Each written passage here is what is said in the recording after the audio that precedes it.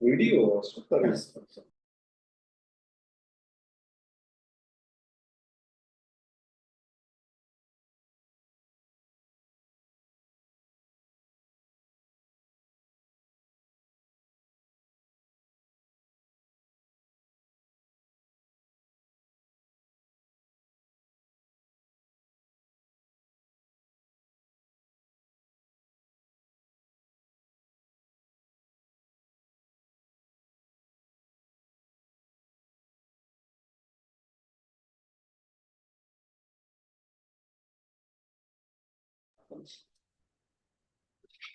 Yes. Good morning, participants. Good evening, participants. Am I audible? Hello. Am I audible? Good evening. Yes, sir, you are audible. Chintan here. Okay. Yes. Sure. Participant, sir, 1 minute only. Participant, you will not able to unmute yourself. You can give thumbs up and thumbs down in case if any question is asked.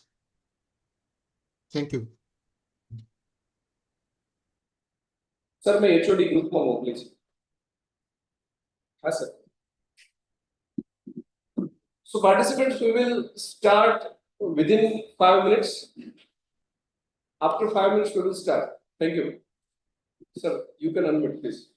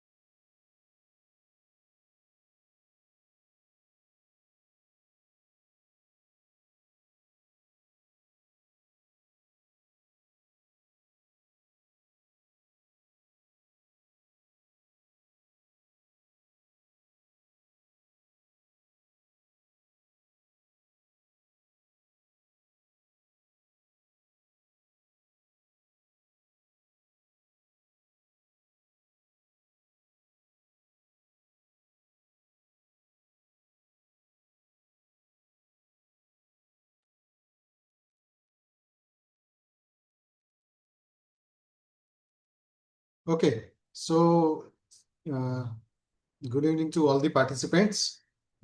Parag sir, we should start. Sir, yes, Chintan sir, we can start. Please on your camera, please. Yeah.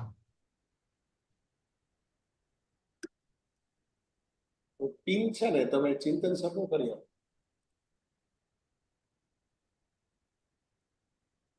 Chat minimise કરો.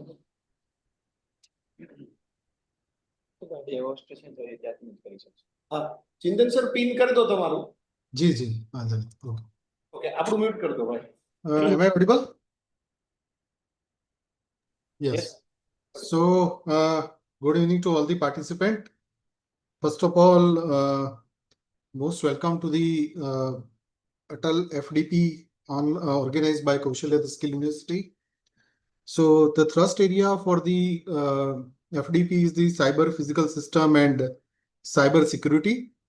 And the title of the FDP is the Cyber Threat Intelligence and Defense Mechanism. So, considering the importance of cybersecurity in the today's field, Kaushalya the Skill University has proposed this faculty development program to the AICT for funding. And as you are very much aware that nowadays there are two fields which are in the highlight. One is the cybersecurity, and second one is the artificial intelligence and machine learning. So, considering importance of these both the topics in each sector of the economy, we have defined the topics also, sessions also accordingly. So, over here, I will basically give you the brief about different speakers, not in details. In details, we'll discuss when the speaker will join. But as of now, I will discuss about various sessions that we have planned in this FDP. So, first session will be conducted by Professor Sandeep Shukla. He is the currently IIIT Hyderabad director and was the former professor in IIT Kanpur. He has also set up the C3I Hub, if you are aware about that. That is a renowned lab for cybersecurity. And the second session for the today is by Professor Manak Gupta. He is the associate professor in Teeny's Tech University, USA. So, Professor Sandeep Shukla today will discuss about the foundation of cyber threat intelligence, and Professor Manak Gupta will correlate the cybersecurity and AI, where he will discuss about the AI for security and security for AI. Next, tomorrow on 28th, the first session is by Professor Dr. Naveen Kumar Chaudhary, sir. He is the campus director of the Goa campus for National Forensic Science University. He is a renowned expert in the field of cybersecurity. So he will basically discuss about the how the artificial intelligence can play a role in cybercrime investigation. Next expert for the tomorrow's sessions are Dr. Aryan Pasikhani. He is the lecturer in the University of Sheffield, and he will basically discuss about threat hunting techniques in the OT operation technology. So he will discuss in detail about how the hardware security are relevant and what is the role of different tactics for hardware security.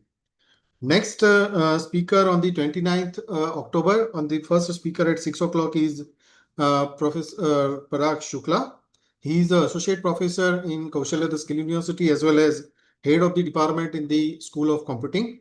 He is having the experience of more than 15 years, and he is also a renowned expert in the field of cybersecurity. So, Dr. Parag Shukla will discuss about mobile security and what are the different defending techniques are available for the mobile security. He will show some hands-on training also. Next session is by Mr. Pratik Bagrecha. He is the managing director of WeThink Solution. He is industry expert and will discuss about the cyber threat intelligence in the nation states attacks.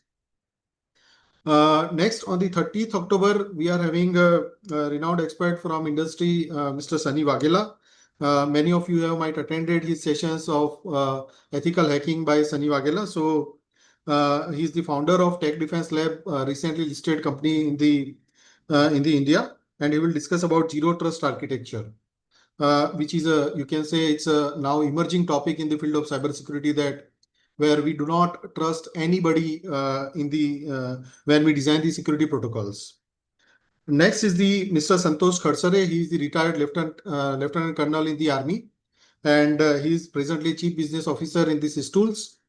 He will discuss about the next generation cyber forensic. He is expert in the field of cyber forensics.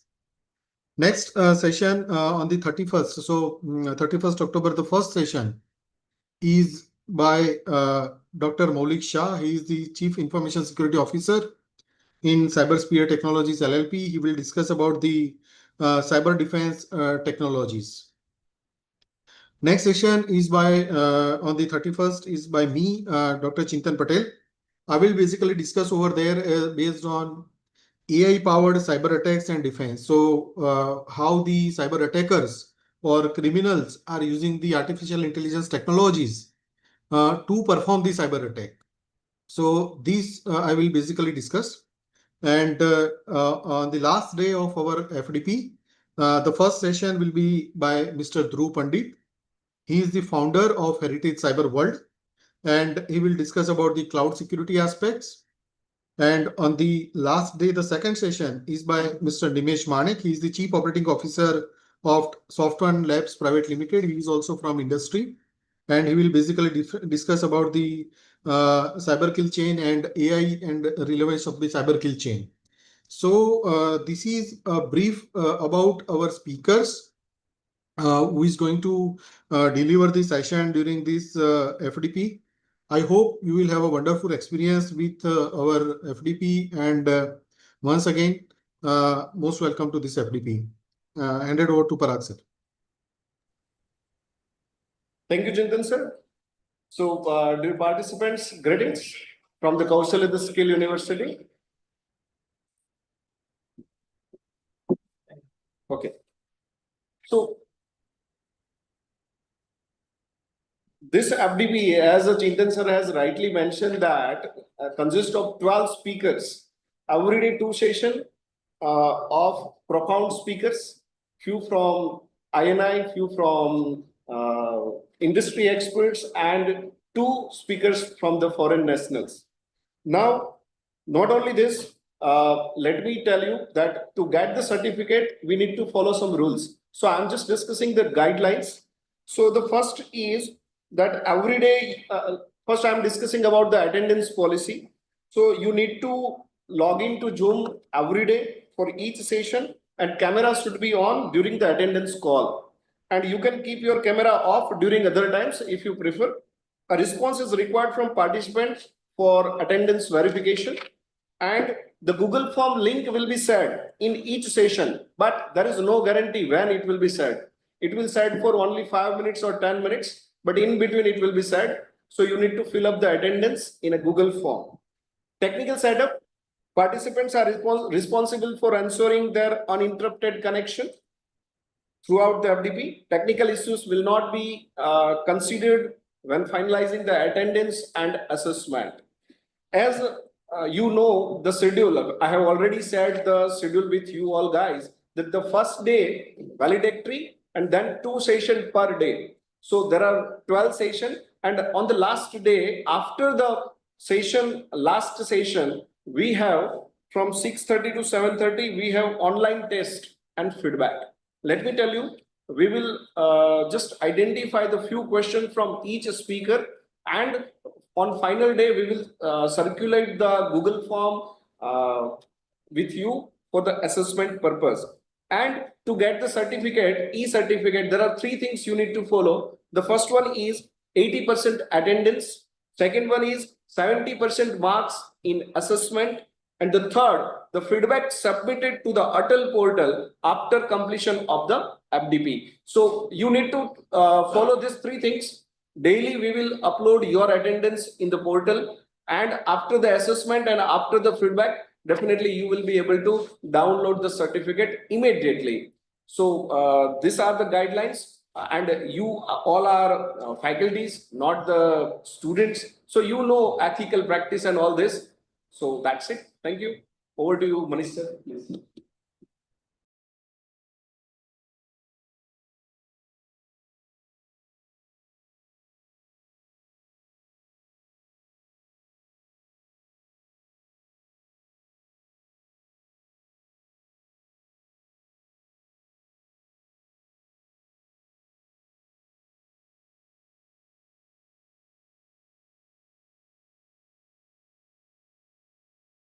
You are unmuted now, sir. You are unmuted now.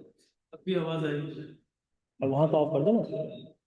मैं बता रहा हूँ डोबरे में नहीं आप यहाँ से नहीं बोल पाएंगे। ये बंद कर दो सर। इसको बंद कर दो तो वजह से बोल दो। कोई यहाँ से बोलो। आपको फोकस हो जाएगा। Okay. First of all, I would like to welcome Honorable Director General, Professor Dr. SPC, Dr. Parag Shukla, Dr. Chintan Patel,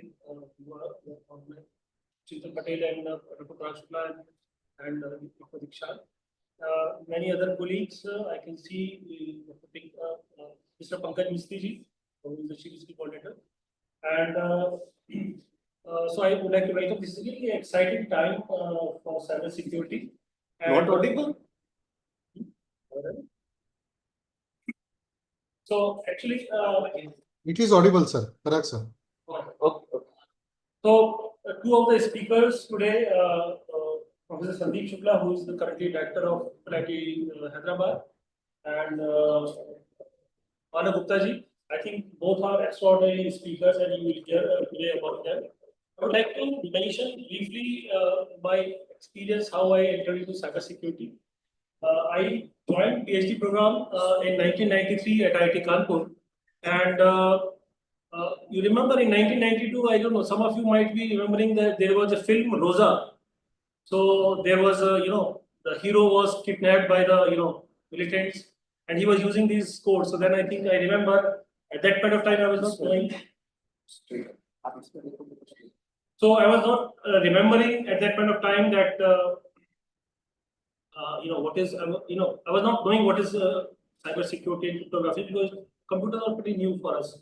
And in those years, then I came to know a little bit more, because in my job, I was working in coding theory, which is a sister branch of cryptography.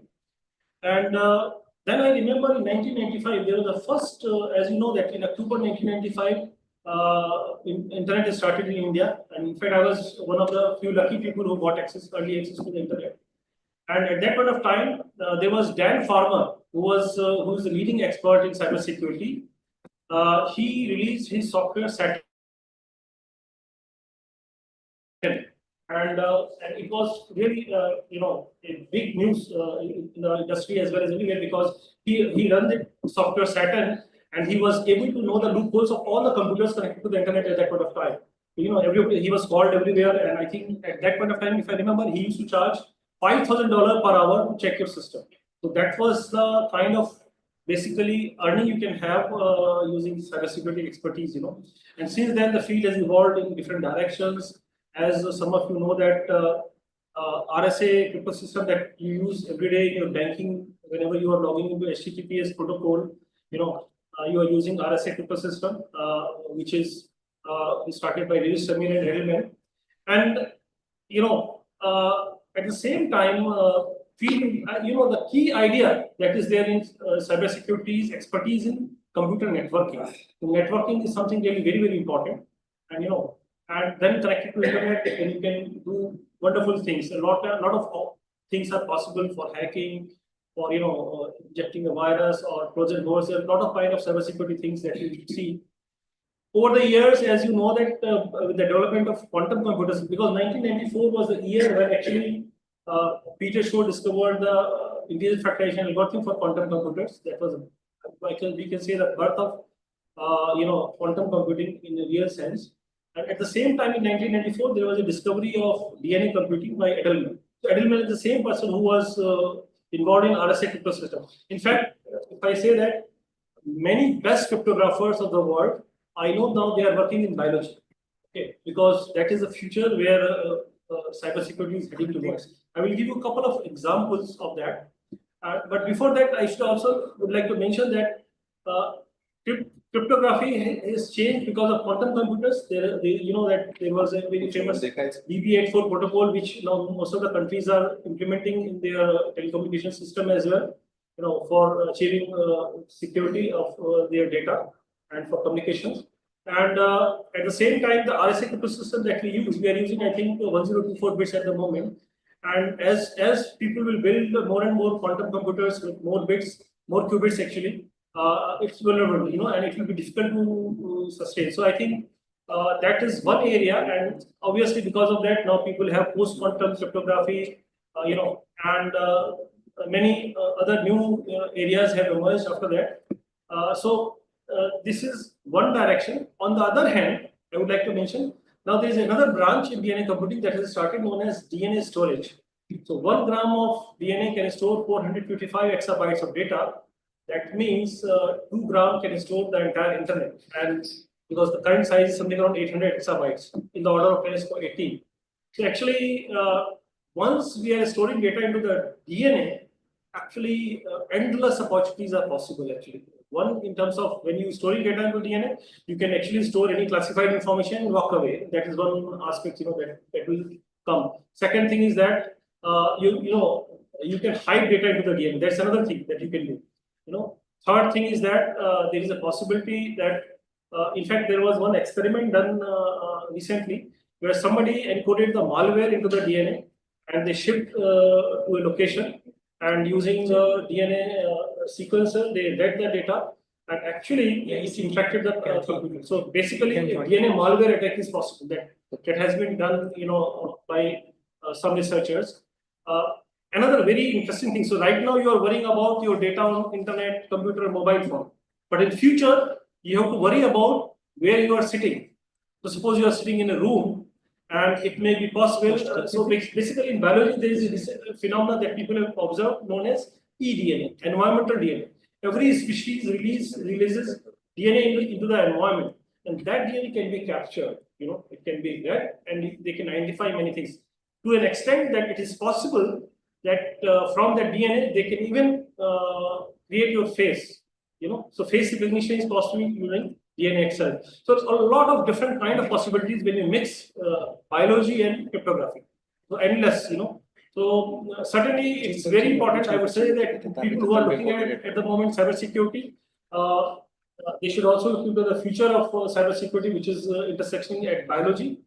And one thing I would say that in terms of classical cybersecurity, now we call what we are going to look at, it has about 30-40 different kind of skills which are really needed. So I think in this workshop, you will probably learn some of those skills. And, you know, I always tell to my students that in terms of opportunities for jobs and skills and entrepreneurship, number one field is biology and number two field is cybersecurity. Because the cybersecurity, the current market is around $300 billion. I think soon it will cross to, you know, $400 to $500 billion. So I think there's a lot of scope for everyone to do. You know, so if you are working in this area, you are gaining experience or skills, you can do wonders. So in fact, at Kaushal University, we are focusing on cybersecurity to a large extent. And I think some of you who are interested, they can actually learn more about, you know, cybersecurity skills through this workshop. So I really welcome all of you. And I hope this will be a beautiful workshop for you to learn different skills in cybersecurity. Thank you very much.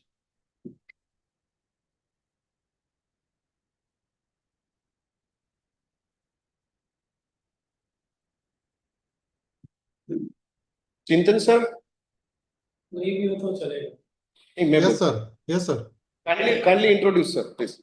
Yes, sir. Yes, sir. So now we'll have discussion from our Honorable Director General of the Kaushalya Skill University, Professor Dr. S.P. Singh sir. He is a renowned expert in the various fields. He is a geologist also. He is expert in the management also, and from broad experience. Now he is expert in many aspects of computing also, because he has led various renowned University of India from the front, and he has experience with the Amity University. He has experience with the Royal Global University. So here, sir is the founding member of these universities, and from the scratch, he has grown up these universities. So I would like to request our Honorable Director General, sir, to welcome all the participants and brief about FDP and his thoughts. Okay, welcome, sir. Thank you, Dr. Chintan. I think good evening to everyone present offline as well as online. My colleagues, Dr. Manish Gupta, Mistry Sahab, or maybe Parag Shukla ji, Chintan Patel, Dikshan, and other members here. And a good number of participants, around 235, 36 participants here. That is very encouraging. That is very encouraging for the organizers of this FDP. So I heartily welcome in each and everyone present here. I can see Professor Shivkant Shukla also from School of Agriculture and Medical Sciences. So all of you, this is a wonderful evening, and I am not a person who can, as Chintan said, can give you some thoughts on cyber security or maybe cyber threat intelligence and defense mechanism. That is the topic of the FDP.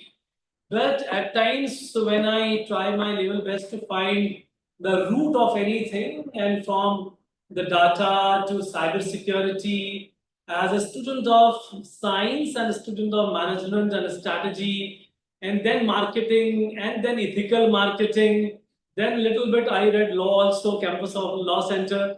When I go deep into it, I found the basics lies somewhere else, and we are finding problems somewhere else. So I'm deliberately instigating you all that cyber security or cyber threat or cyber intelligence is all related to maybe laws being made by men, related to ethics that we men have, and also related to the technology we are unable to adopt properly, ethically. And finally, I would say that the technology is coming with a lot of vices, and the people who are into technology are maximum time is after money, and they create something which give them a lot of money, but create a lot of unethical environment. So I deliberately am instigating you. I maybe appreciate it or not. That is all depends upon the people who are working in cyber security and cyber intelligence. But then I will try to put up my points, which I thought will be relevant for faculty members at least who are into cyber security, who are into cyber forensic, who are into cyber intelligence, that please try to understand the basics from where this all threat is coming and why it is coming.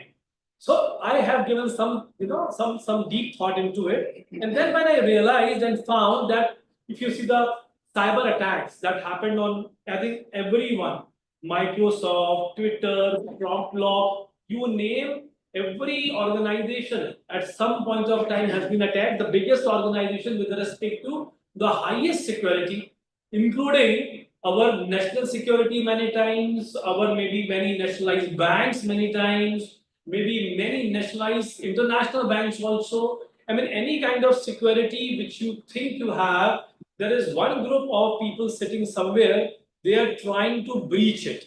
Why they are trying to breach it? Because there's a lot of money into it. Every time you breach, you develop something new, and you develop something new to counter something which has happened last. It amounts to certain amount of billion of dollars to be earned from that particular disruption. I'm using the word disruption. Now the issue is that who will see this disruption and why this disruption is created? And therefore, the computer scientists or maybe big data scientists or maybe mathematicians like Dr. Manish Gupta and all others need to think beyond. And therefore, when Chintan has given me a paper, the paper has having three major points which has actually influenced me or affected me. They are behavioral science, law, and even ethics are important for cyber security and cyber intelligence. So whenever you are very ethical, if I say so, I can see Dr. Ashish Joshi also here, our management head. So if you see deep into it, if you see any threat, anywhere had happened, you will find there is something which is flowing from one place to another, and that is carrying a lot of opportunities for different kind of people to make money. And the pay to make money, if you become unethical, you are in a way not creating a good environment for future, but you are creating a very unethical competitive environment for future.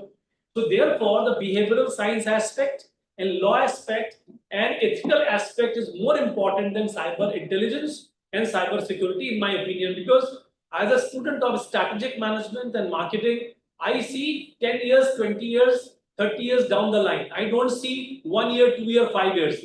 1 year, 2 year, 5 years, most of the time are not very relevant. They become a little bit change in your practices, but they do not change the society in large. They do not change the generation in large, and they do not talk about ethics, value systems, and about the ethical law practices. I tell you as a student of law, I'm just giving you an example which I have found that whenever you go to Twitter, you go to Facebook, you go to any platform which is available online, which is being popularly used by everyone, or maybe X, you will find as far as the policy and law, all data you share on those platforms is highly confidential, and your personal data cannot be revealed. But I tell you today, most of the time, when my personal data I found is being given to somebody and being found by somebody, it is only through these platforms.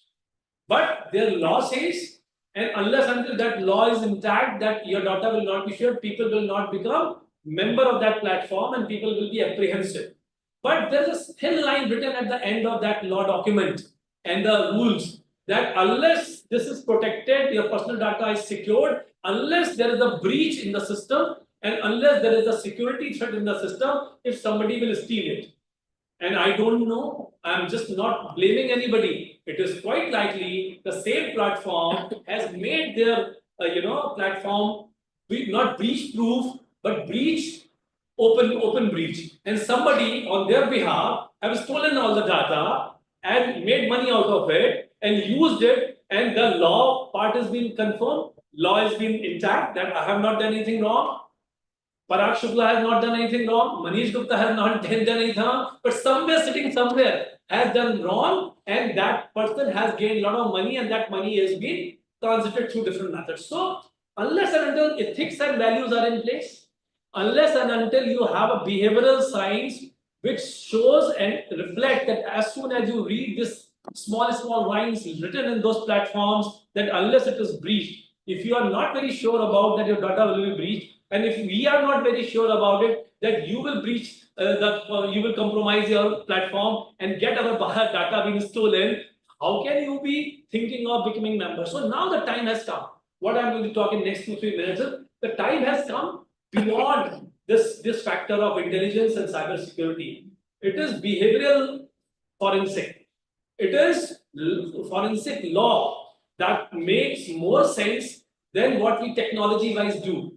Why I'm telling you this? By analyzing these kind of data, what these agencies reflect on their platforms. If there is somebody very strong sitting with cyber law, cyber forensic, will immediately come to know the intention of Professor Singh.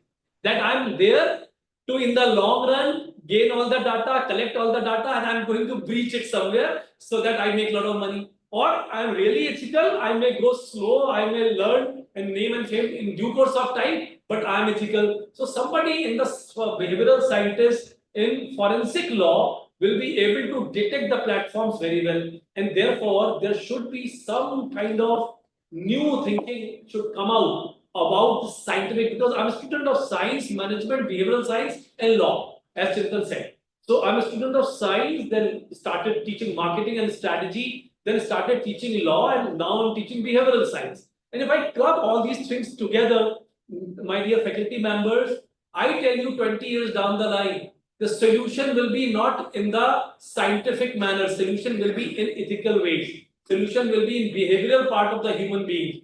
Solution will be beyond AI. And AI will be more concerned about our behavior than to data interpretation. And that is the time I'm talking about. I said I'm not a person from your domain, and therefore my thinking and my orientation for this particular seminar may be different. But then maybe, I'm not saying that I am something who's talking something great today, but maybe someday you will realize that what I'm talking today is having more sense than creating fireballs, creating, different kind of clubs. I mean, I have done recorded future, threat intelligence company, comp intelligence cloud platforms, Palo Alto network, threat actions, cybering. I have read a lot today. I have read because these are different organization and association of 26 companies. They are just making money out of this cyber intelligence and cyber security. And they are big groups. Cloud Security Alliance, Information Forums, National Cyber Security Alliance, the Cyber Threat Alliance, the Cyber Ski, National Council of ICAC, Cyber Sashakt Bharat for India, NCIIPC, CERTL. These are the organizations which is doing. How much money is going into this? Can you imagine how much money is going into all these things?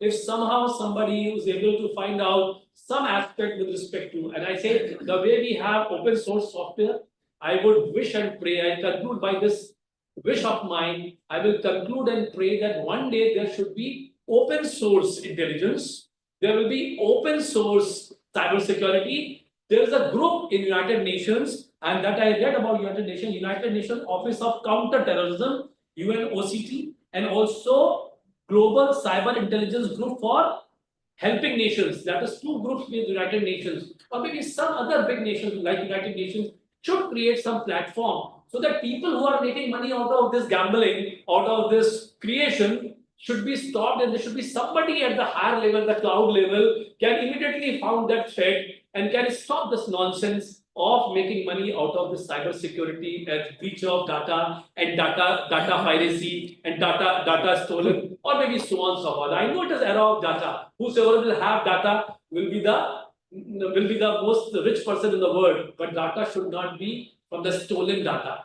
and that who will ensure maybe a data with Parag Shukla. If I am the right person, if I will check the data of Parag Shukla, I will come to know how much data is there in his dossier, which is stolen data and which is real data. And therefore, we have to see how ethics, value systems, behavioral science, and forensic law come into picture to make intelligence better as well as make cybersecurity more robust. And there should be some global forum which can do this. And I would love to do that part of mine, which is behavioral science, which is law, which is related to ethical part of it. And I tell you, my all dear colleagues, faculty members, it is your duty and responsibility to do something bigger in that direction, so that this, people on the table sitting on the computer, creating firewall and creating, ethical hacking or hacking should stop to an extent, so that the money flow should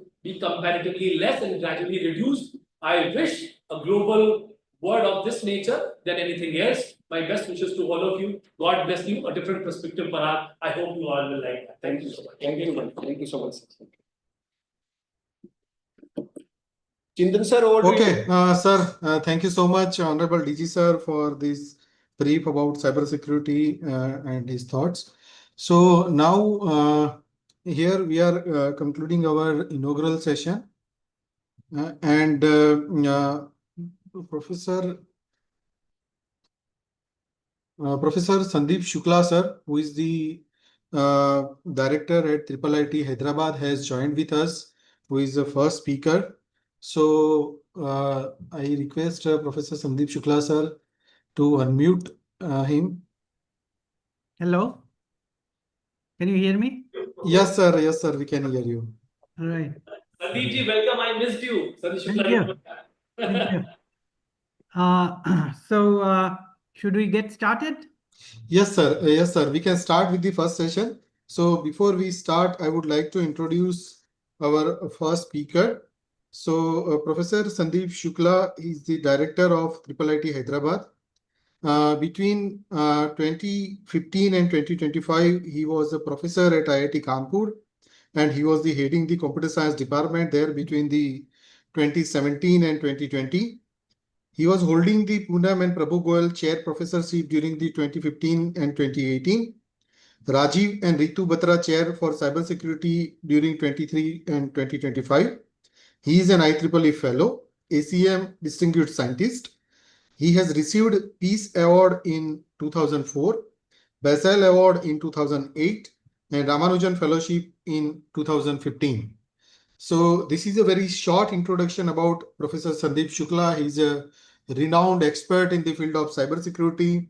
And Sandeep sir, we are lucky to have you as the first speaker of this FDP, and there is no one else can be the first speaker rather than you in such FDPs. So thank you, sir, for joining, and we can start your session.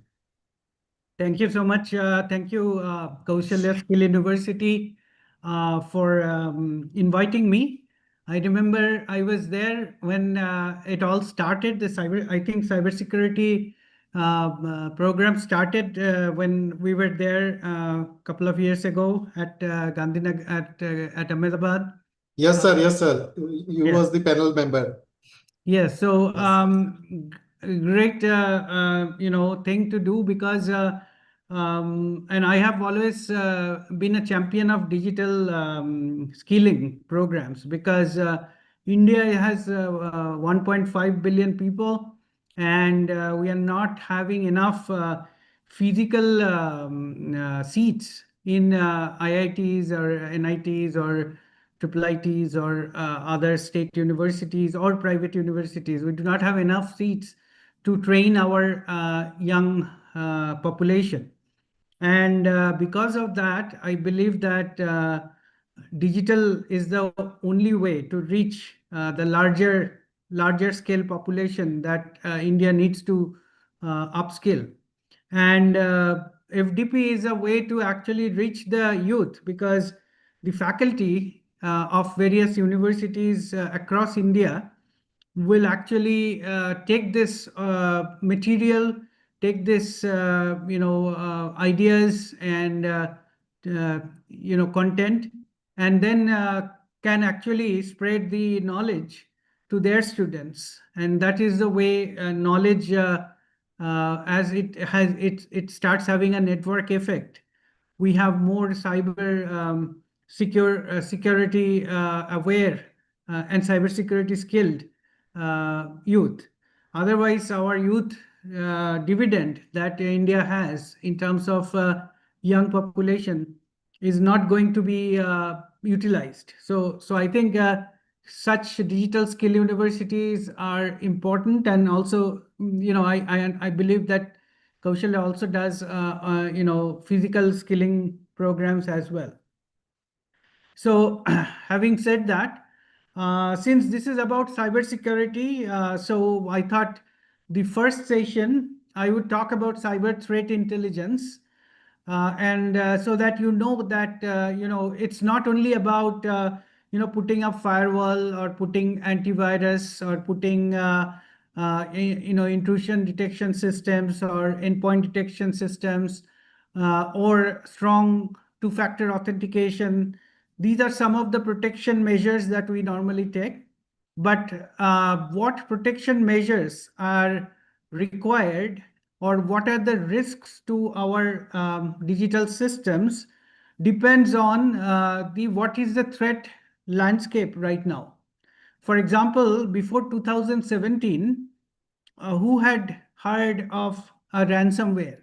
Even though a ransomware attack happened in late 90s in Berkeley, California, but that was very uncommon and one-off incident, and there was no cryptocurrency. So therefore, the payment was in a mailbox in Bahamas or some such island, and so the fact that NotPetya or this ransomware started happening in 2017 has now everybody understands that one of my threats is that there would be a ransomware attack, and that ransomware attack would encrypt my system, my file system, my databases, and I will be locked out of my data unless I have proper and most current backup.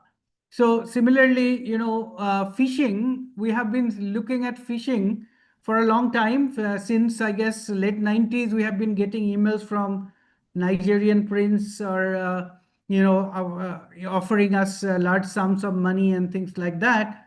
But eventually, currently, after the LLMs, the phishing attacks have been a lot more potent, because earlier we used to look at these emails and see so many spelling, grammar mistakes that we used to know that this was fake.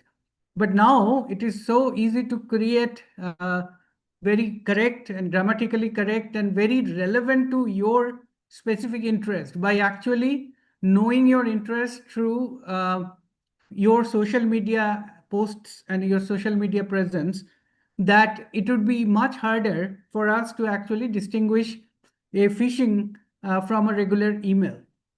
So that is another new type of threats that we must be aware of, and accordingly we need to train our workforce, our employees, our students, that please don't fall for such very convincing phishing. So these are what we call threat intelligence, that is knowing what are the threats at this current moment. And this threat intelligence actually changes over time. As I said, that before 2017, ransomware was not a part of our threat landscape.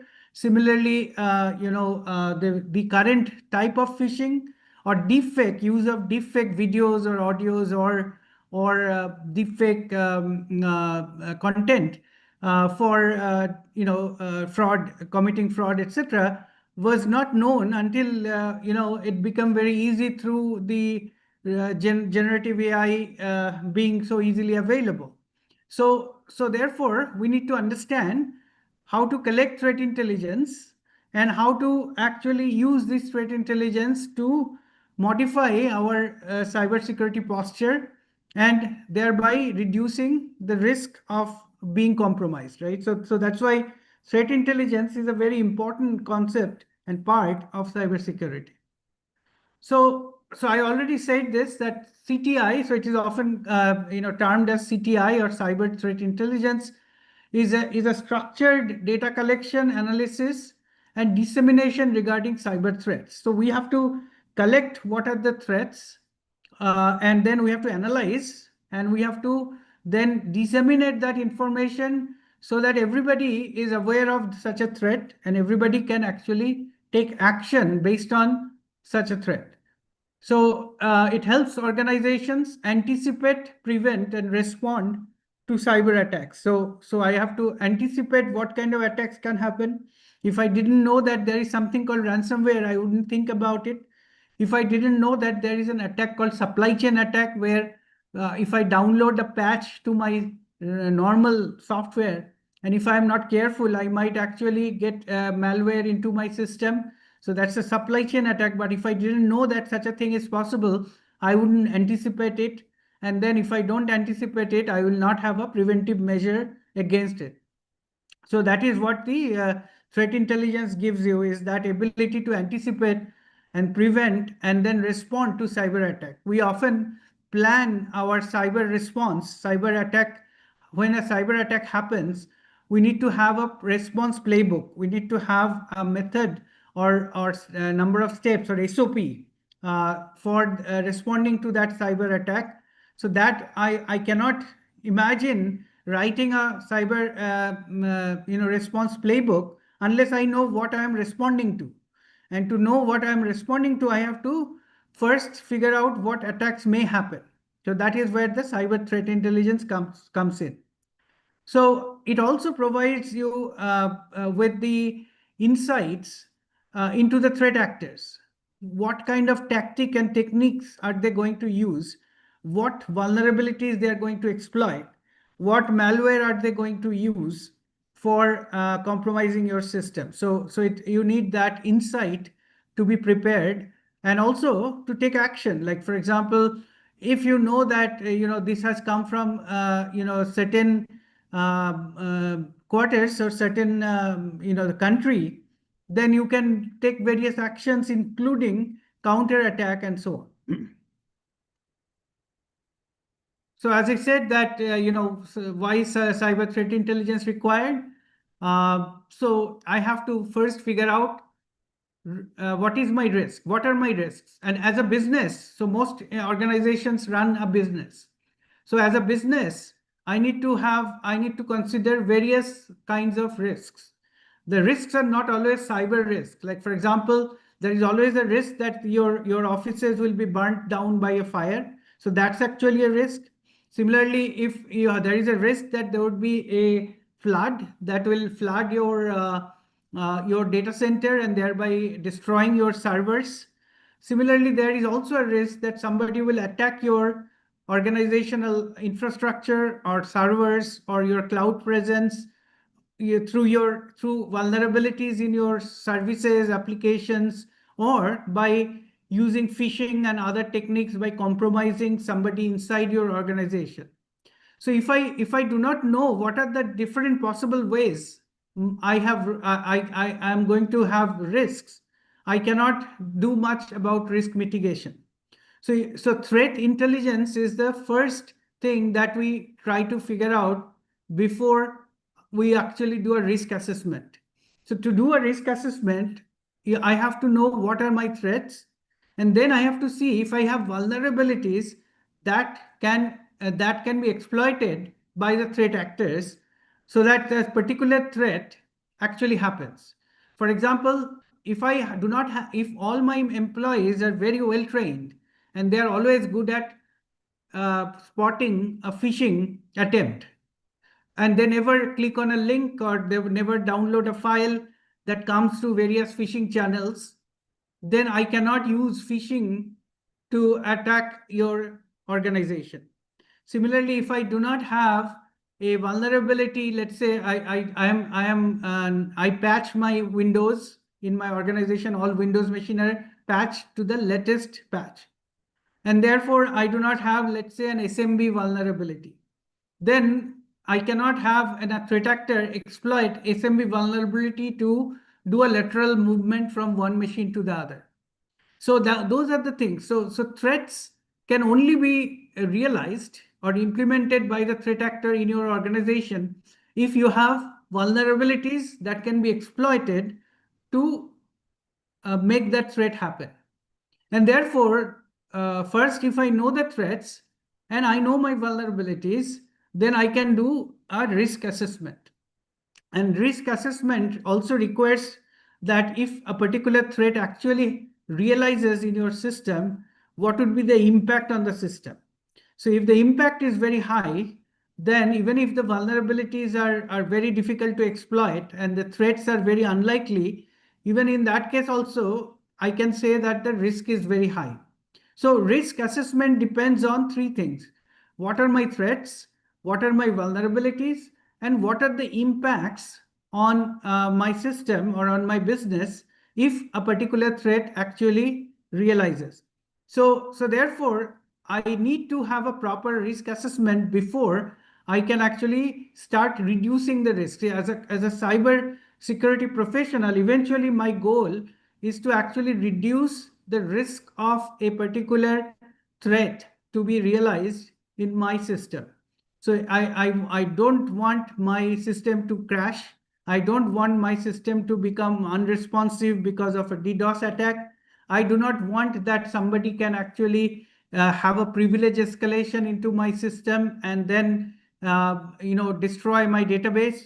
So these are the kind of things I do not want. So that these are the risk factors that I want to eliminate or at least reduce the probability of. And that's what can be only done if you have threat intelligence. Otherwise, you are basically running blind. You do not know what may come, and therefore you are you will not be able to take the necessary preventive measures or preparedness. Even if you get attacked, what needs to be done if you get attacked by that particular threat? So incident response is what happens when you actually get compromised by a threat, and you need to know what to do then. Like if I get a ransomware attack, what should I do? Or if I get a particular attack in which a malware is wiping out my data, what should I do? Right? So these are called incident response, and incident response playbooks must be already planned and based on the threats that are possible, and that knowing that which threats are possible is basically threat intelligence. Also, regulatory compliance. So many times regulators such as RBI, for example, or SEBI, or many other regulators, they might say that, as part of your cybersecurity, you must actually collect threat intelligence from whatever sources are there, and then accordingly act based on the threat intelligence. So if the threat landscape changes, for example, when there is a war between two countries, the threat landscape changes drastically. So when Russia and Ukraine are attacking each other, then there is also cyber attack. When the Operation Sindoor was happening, we got a lot of cyber attacks from our neighbors. So therefore, the threat landscape also changes with many factors, including geopolitics, and therefore we have to get a proper threat intelligence to prepare for those things. So where is CTI used? So CTI, or cyber threat intelligence, is used by almost every sector, military to government to finance, like banks and finances, healthcare, retail, and any tech sector. Everybody who needs to protect their systems, who needs to reduce the risk of being impacted by a cyber attack, needs cyber threat intelligence. And they are used for various things, like, for example, in security operation centers or SOCs, they are used in threat hunting. If I get logs of my all my systems, I may want to know whether there is a particular threat. Now, how do I know what threat to look for? So that is where threat intelligence is used to figure out what to look for in huge amount of log data or packet trace data and things like that. Incident response, we said that, if I cannot imagine what are the different incidents that can happen in my system, and if I do not know that, I cannot write my incident response plans. But if I know that, then I can write incident response plans ahead of time, and that's where cyber threat intelligence comes handy. Then risk management, as I said, explained before, that without threats and vulnerabilities, you do not know how to what are your risks, and therefore risk management requires threat intelligence, and vulnerability management also requires threat intelligence, because you have to prioritize the vulnerabilities. So if you find what are your vulnerabilities, may not be that all vulnerabilities are necessarily important for your organization, because these may not never be exploited.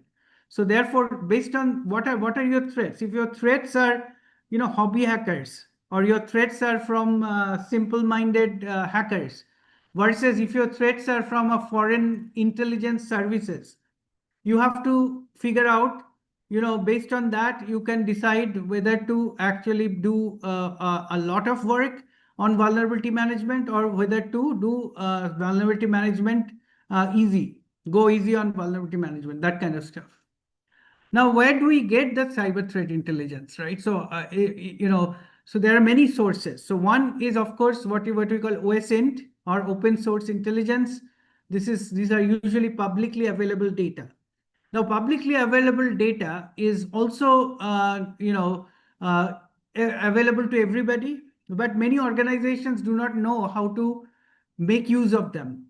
But if you are a bank, for example, you do not just rely on open source intelligence or publicly available threat intelligence. You also subscribe to paid services. The paid services, they actually go beyond open source or publicly available data. They will try to find threat insights from social media platform. For example, if an organization is being discussed on social media platform, let's say by environmental activists, or they are being discussed by in the dark and deep web by threat actors or by criminals, then these paid services are always observing what is happening in social media platforms, what is happening in dark web, and they will actually inform the organization that your organization is being negatively discussed in dark web or in social media. So there may be an imminent attack, and they have been discussing about your various vulnerabilities. So these are the possible ways attacks can happen. And similar organizations have been attacked through this kind of techniques or tactics. So that would be your threat intelligence feed that is beyond the open source threat intelligence. Such threat intelligence is available if you pay for it, right? So similarly, technical intelligence like malware analysis or indicators of compromise. These are the intelligence that are machine readable format. So you can get an threat intelligence in plain natural language, or you might get threat intelligence in formats. There are very common formats. For example, there is a STIX format. STIX is basically security threat intelligence exchange format. Similarly, there is a MISP format and so on. So such things can be possible. And also there is human intelligence. So there could be insider reports and expert analysis. So if you are government or if you are military, you may also need having physical human threat intelligence. So who creates the threat intelligence, right? So there are cybersecurity firms, as I said earlier, that if you are going to get some threat intelligence that are very specific to your organization, then somebody has to go and check the social media, they have to check the dark web, they have to check various chat programs and so on. Such things are expensive to do. So therefore, there are companies like, for example, Mandiant, for example, Recorded Future, InSync Group. These are companies that actually do this kind of work, and then they actually send you feed of threat intelligence that are very specific to your organization. For various things, various types of sectors like power sector, or banking sector, or insurance sector, or industrial sector, there are various kinds of threats, and government agencies often create threat intelligence, such as CERT-in, the Computer Emergency Response Team of India, or National Critical Information Infrastructure Protection Center, or NCIIPC, or I4C, the Cybercrime Coordination Center of India. So these are organizations, government organizations, not necessarily the exhaustive one, but these are some of the government organizations in India that also produce threat intelligence by not only by doing their own research, but also they have connection with the international other countries similar law enforcement bodies. So they actually have country to country relations, and therefore they get such intelligence, and then they send it to various relevant sectors. Then there are private organizations. So for example, I may have my own internal security team. I may actually collect threat intelligence from the government sources.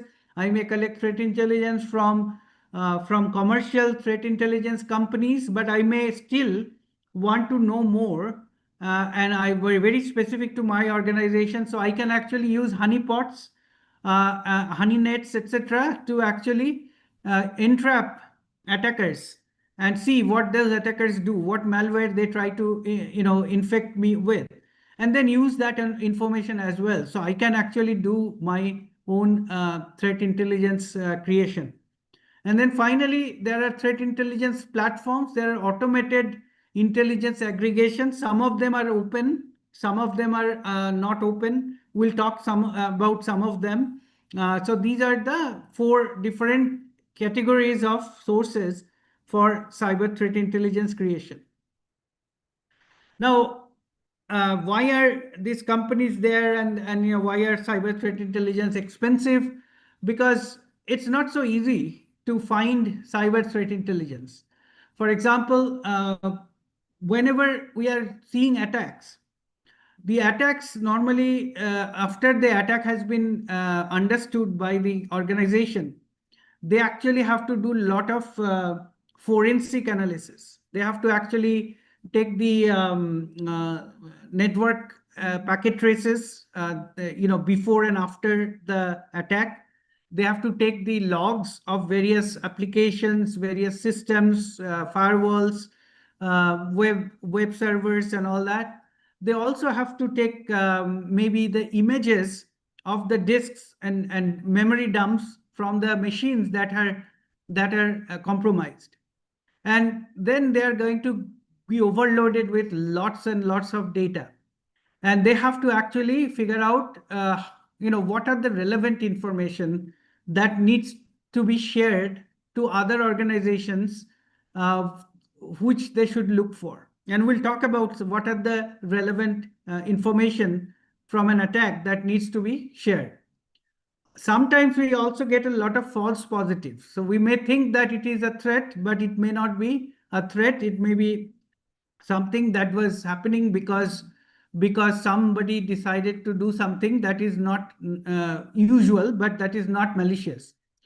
There are integration issues. So merging intelligence from different security tools is not easy. So there are various types of information there. But one of the major concern is that people who actually can take this vast amount of data and analyze it to create useful threat intelligence, such trained professionals are very low in number, especially in India. So that is one big problem. And also threats are always evolving. So today, what is a threat? Tomorrow, some new kind of threats might come up. So therefore, if you get used to seeing certain types of threats, then tomorrow you may actually be may miss some threats because you didn't think about it, right? So that's the thing. So how do we overcome such challenges? So we actually use AI-driven analysis. So instead of trying to make sense from the data and extract useful information from the data, as I said, the amount of data is vast. You use AI-driven analysis. So a lot of work is being done on that. Prioritization of threat.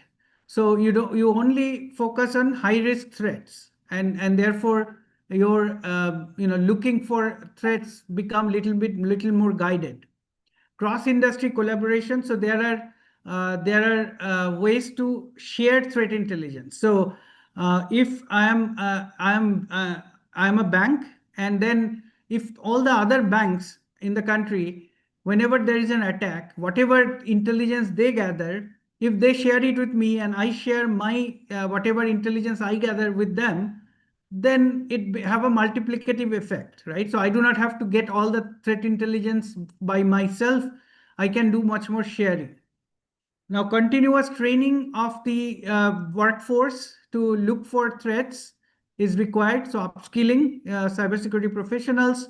And then finally, adaptive security strategies. So, you have to regularly update your security frameworks so that, you are not falling prey to various threats. So here is a list of well-known tools for cyber threat intelligence. I'll not talk about all of them, but Anomaly, for example, so you can actually look at that. These are usually the commercial ones. So they provide threat feeds, and also the threat feeds can be integrated into security operation. For example, the threat feed can be directly fed into your firewall or your web security firewall, and therefore the corresponding rules may be generated in the firewall or in the web security firewall or your endpoint security and so on. So threat intelligence can be directly used for changing the rules or adding new rules so that if there is an attack based on that threat, it can be thwarted. Similarly, Kaspersky Threat Intelligence is another one. So it provides some threat intelligence and attack patterns. Cisco Umbrella is more on cloud-based security intelligence. Threat Connect is a threat intelligence platform for security teams. Flashpoint focuses on deep and dark web intelligence. So this is different from other threat intelligence. They look into dark web. Dark web is the place where a lot of hackers and cyber criminals and nation level state threat actors, they actually have various forums, and in the forums they talk about various possible targets. They talk about various new type of malware, new type of vulnerabilities, and so on and so forth. So if you have an organization that is keeping an eye on the discussions in the dark web and providing you the relevant information, that is going to be very useful in protecting your systems. Now, Recorded Future is a US-based company. It provides AI-driven analytics to provide real-time threat intelligence.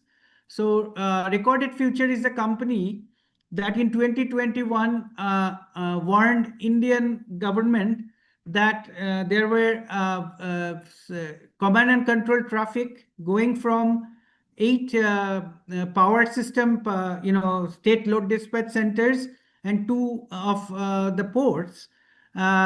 Information was going to command and control servers that they identified as related to the Chinese government. So they call it Red Echo.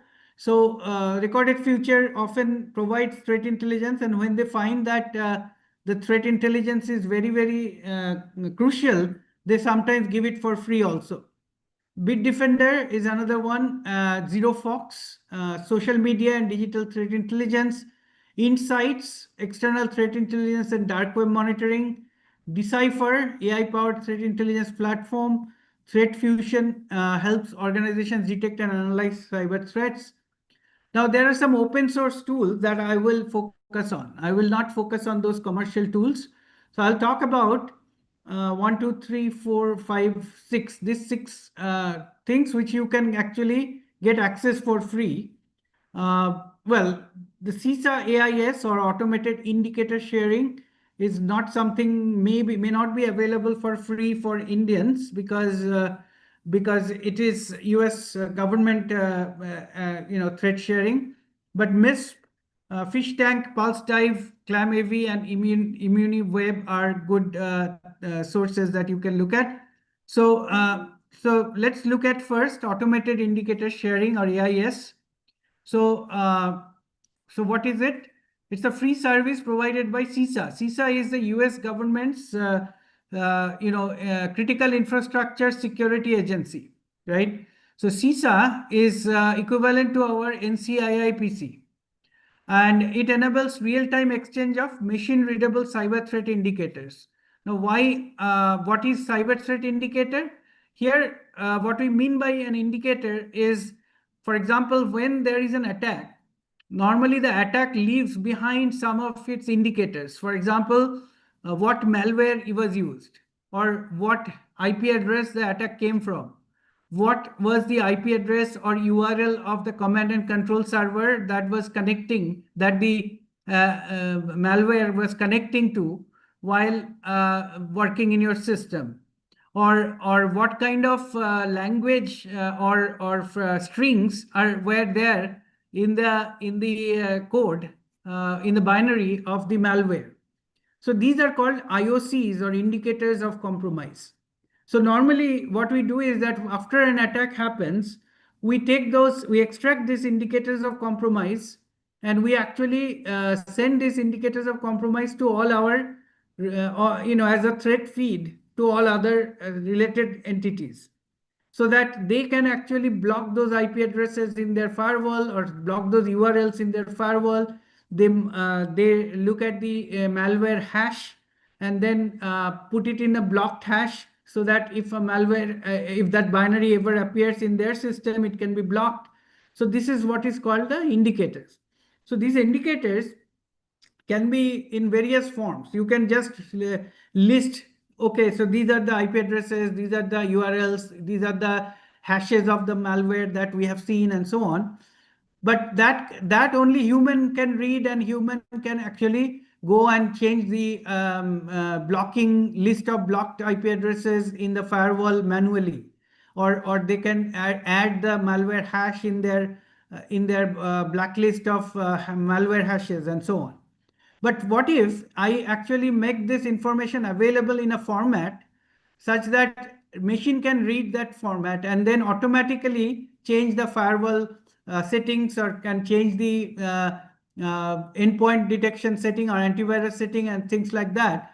That will be much better, right? So I can just take the feed in the machine readable form and then send it to all my various devices such as firewalls and intrusion detection system and so on, and they will automatically make modification in the rules or modification in their blacklist or whatever, right? So that is what the machine readable cyber threat indicators do, right? So that is the usefulness of such information, such formatting. And it helps public and private sector organizations defense against cyber threats. So CISA, as a government organization, it's under the Department of Homeland Security. So it is their job that if they come to know of a particular threat, that from such and such IP address, such and such attacker is sending such and such phishing email, or such and such phishing payload is such and such malware. So they are supposed to tell that to entire countries' organizations. Now, how do they do that? They actually have set up a system to which you can subscribe. So they will set up a client server system. So every time they generate or come to know of a particular cyber threat indicator, they will actually put it into the machine readable format, and then they will make it available for subscription. And any organization that is subscribing, they can automatically download this new information and then automatically put it into their various tools like firewall, etc. And then accordingly, the reconfiguration will be done. So obviously, if CISA is doing a good job in indicating various threats, and all organizations that are subscribing to it, obviously then will get a benefit, right? So there will be reducing cyber attack. There will be also, it enhances collaboration. So AIS not only does provides you with the information. You can also add, like suppose you get an attack and you extract cyber threat information, you can upload that in machine readable form to AIS. So therefore, all others will get benefited from yours. Similarly, somebody else will, when they upload their threat intelligence information, you will also be benefited. So this will give you provides the actionable insights to mitigate cyber threats. So who uses the AIS? Private sector entities, federal agencies, government agencies, information sharing and analysis center. So this is another thing that is happening in the US for a long time, and in India also to some extent, at least in some sector, that various entities in the same sector, they actually have a way to share threat intelligence information through this analysis sharing and analysis centers are called ISACs. And some cases, US government also allows certain foreign government partners and companies to get these threat intelligence feeds. So that's where other government entities will also be able to benefit from AIS. So it's a client-server architecture for real-time communication. Participants share cyber threat indicators and defensive measures. It supports a particular format called STIX. As I said before, Security Threat Intelligence Exchange format. And the service through which the STIX data is shared is called TAXI. TAXI is a protocol. It's actually a protocol. It's an application level protocol. So any subscriber who reads TAXI messages can obtain the threat intelligence in the STIX format. So now some of the issue is there that now why ISAC is not so common in India and why it is so common in the US is because US ISACs basically, if you, let's say you are all banks, and the banks want to create us information, intelligence sharing and analysis center where everybody will send their attack information, what attacked them, what were the indicators, and so on. Now, in the US, it is strictly privacy is maintained. So which bank gave that information will not be revealed to anybody, and therefore the privacy is maintained strictly.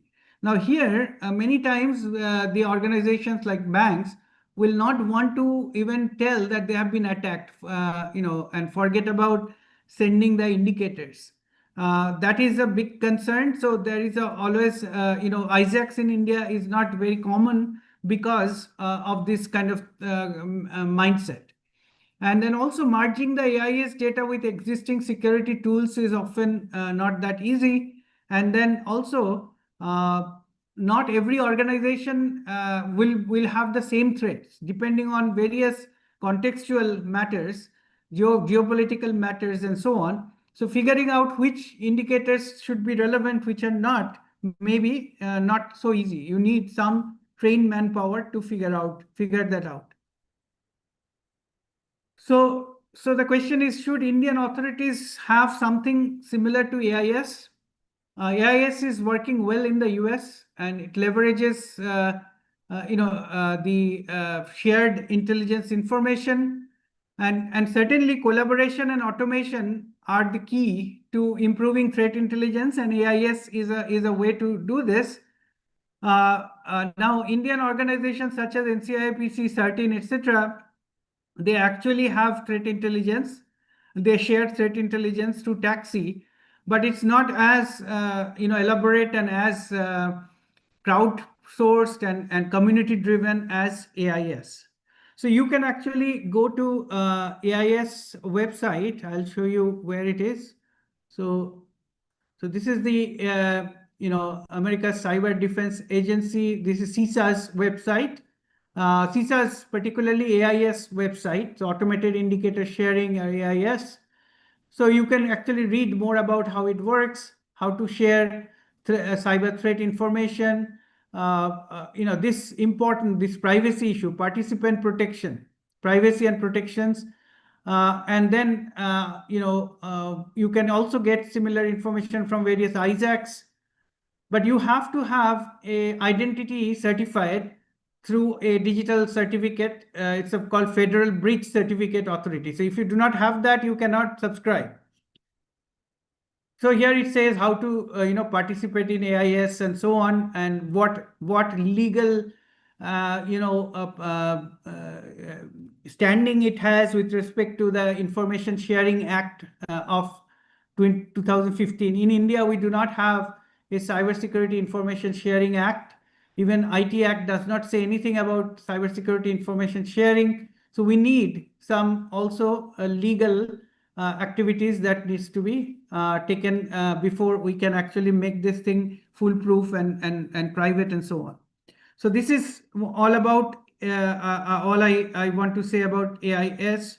Now let's go to the next one, which is the which is your I have to find, yes, this is the MISP. So MISP is a second open source threat intelligence and sharing platform. Now, this is not a government driven. This is a completely, community driven crowdsourced system. So it's a malware information sharing platform, or MISP is an open source threat intelligence platform. It's designed for collecting, storing, distributing, and sharing cybersecurity indicators. It helps organizations correlate and analyze cyber threats efficiently. So, key features obviously are threat intelligence sharing. It has visualization and dashboards, automation and integration. So it supports the various, machine readable formats for threat intelligence sharing. It also has additional metadata, associated, like threat classification and analysis. And it is completely community driven. It's not driven by any government entity like the AIS. So obviously, if you subscribe to MISP, you can get a lot of threat intelligence information, which will obviously improve your cyber defense. It also, since it is machine readable format through taxi protocol, so therefore you can actually automate a lot of the processing of that information and accordingly reconfigure your defense measures such as firewall rules or blacklist and so on. It enhances collaboration through this community-driven system, and it uses open standards. So like STIX is an open standard, taxi is an open standard. So it collects the threat data from various basically volunteering basis. It correlates the information and then automates the sharing and integrates with security tools such as various security incident management systems, intrusion detection systems, or threat intelligence and protection systems. Now, MISP also provides a lot more information than just the threat intelligence. For example, MISP galaxies are clusters of threat actors. So it actually talks about various threat actors who have commonalities in terms of the way they actually attack. It has various taxonomies, and also it also maps to the MITRE attack framework. So adversary, what tactics and techniques are being used in the attack, and so on and so forth. Now again, challenges are that, if you get a lot of information, because it's community driven, you can get a lot of information, so large volumes of threat data. Some may be false positive, so you have to filter them. Integrating with your security tools may not be always straightforward. And also those who are sharing their threat intelligence, they're often afraid of that their identities may be revealed and so on and so forth. So to overcome this, automated threat correlation, trusted sharing groups, so that you know who you are sharing the information with, customizable workflow, so organizational workflow, and continuous update. So there are a lot of tools that are developed on top of the MISP threat intelligence sharing. So let me show you the MISP website. So this is the MISP threat sharing website. You can download and install MISP. It is actually completely open source, the code, how it actually processes information and so on. Usually for the latest version of MISP, Ubuntu 24.04 is the one that you need to, that is preferred. You can also get the VirtualBox images directly, so that you do not have to install it yourself. Docker containers are also available. Ansible also is available. So there are various ways you can get this. Communities are the various MISP communities are there. So private sector information sharing community, financial information sharing community. So as I was saying, that for the reliability purpose, as well as for the purpose of privacy, etc., there are communities formed. COVID-19 MISP community, community for tracking health and cyber threat related information around COVID-19. So there are various communities. So you can actually plug into this relevant community as well. And then it also has this machine readable format. So it has all this data models, what are the formats that are used. And also you can actually look at the MISP Galaxy. So MISP Galaxy is basically method to express large object called clusters. So oftentimes the clusters are the ones. So here is Galaxy. So see here in the Galaxy, it talks about various threat actors, and also details about where this threat actor is from, and what are the additional information one can obtain about this. So here and then you can actually get the threat indicators for each of these threat actors. So this is the additional information that you can get from MISP. So going back to this, So the next tool that we want to talk about is the fish tank. So we know that we often get a lot of phishing emails, right? And phishing emails are phishing. No, phishing is not only through emails. For example, you can also get links through your WhatsApp. You can get links through your other type of messengers. You can get links through your SMS, and they have various names. Even you can get links to voice calls. So phishing, smishing. These are the various types of ways in which the basic idea is that you get an URL where you are you're somehow lured into clicking on that link and then going into a wrong site that might have malware downloading automatically, or that might actually lead you to a banking site where you think that it is your bank and you type in your username and password. So there are various ways in which you might be led to URLs where you might be either compromised, or you will be lured into doing things that are not good for you, right? So that is what spear phishing is all about. And spear phishing, unlike regular phishing, spear phishing refers to when you are specifically targeted. So normally a regular phishing is basically when you are when the threat actors are sending phishing emails or phishing messages to random people, hoping that some of them will actually fall for it. Spear phishing is actually very, very targeted. So they know you something about you, and therefore the phishing message is also specifically customized for your eyes only, and therefore you might actually get lured into doing that.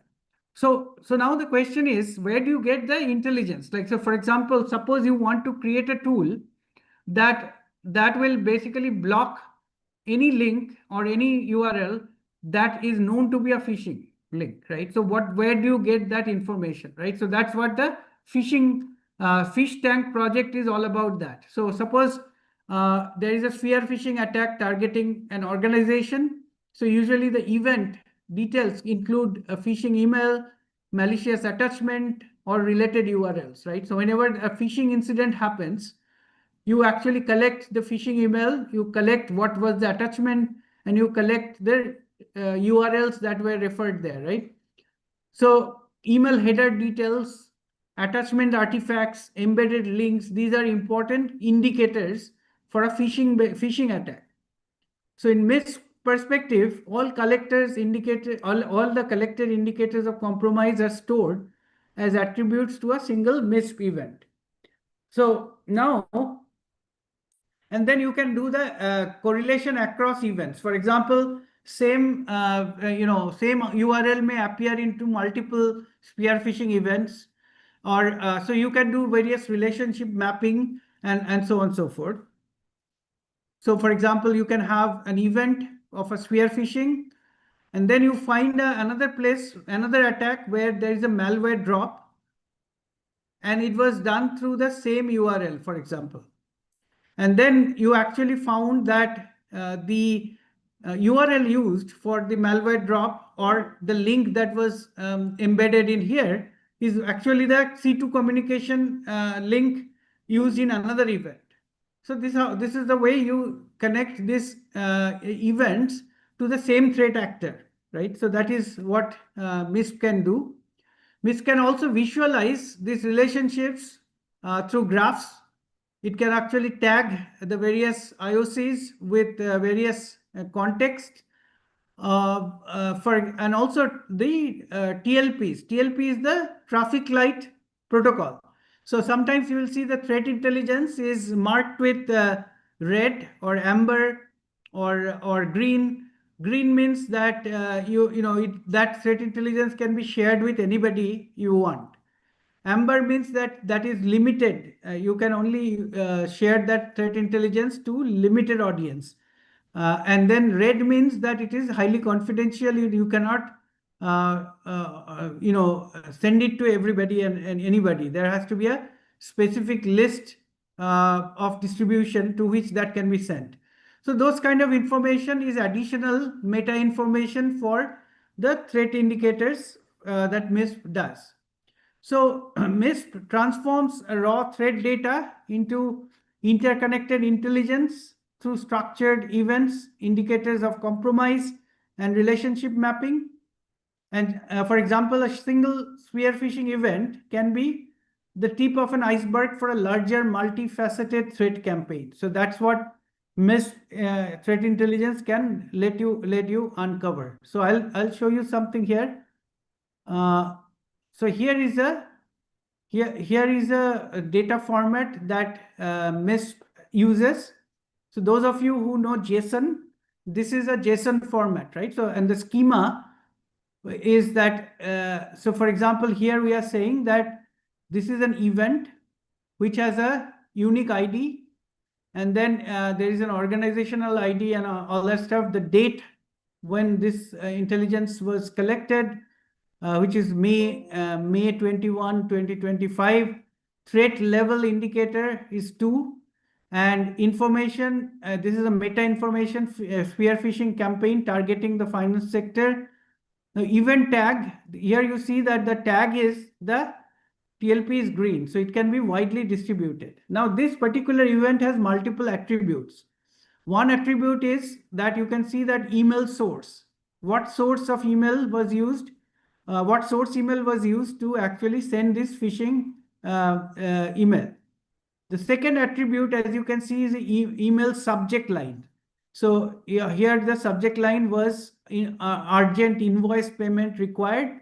It could be very similar for other attacks, similar related attacks. The third thing is the MD5 hash of the payload. So it actually hash of the malicious attached files. So that's the third attribute. Fourth attribute is the network activity. Was it connecting to a particular network address? So here it is the IP address associated with the attacker's infrastructure. So this IP address has also been captured. Then was there a domain that was used or URL was used? So in this case, this was the URL that was used. So this is the next attribute. And then finally, it is the, what was the name of the payload. So payload was something.exe. So that is what it is. So this is the threat intelligence that comes in this format. This is the MISP's own format that is being used, but it is very similar to STIX format. And here you see that since this is in JSON, it can be easily parsed by any JSON parser, and therefore the intelligence can be easily collected for automation. So that was the MISP. The next one I want to talk about is fish tank. So fish tank is where phishing link information is community crowdsourced, and therefore anybody who wants to check whenever they get an email or get a message with a link, they can check against the fish tank. So it's a collaborative clearinghouse. So it's actually where if I get attacked by a phishing email, I can actually send the URL to them, but they will verify it before they actually put it into their tank. So, and then they also give you an API, so you can actually use that API to automate feed of the phishing link. So whenever you get a phishing email, you can actually automate it in your email client, such that it will always call the API to fish tank and check whether this particular URL is already in the fish tank or not. If it is, then obviously you will give a warning to the user that don't click on the link. Otherwise, you can do whatever. So it actually, allows you to submit. Anybody can report a suspicious URL. You can do community verification, and then they actually archive this information. There is API through which you can actually write your own applications and then get information from the fish tank. And it obviously gives you details like who submitted this phishing link and who verified that it is indeed a phishing link and so on and so forth. So there is transparency. So you have to, if you know, the fish tank says that you have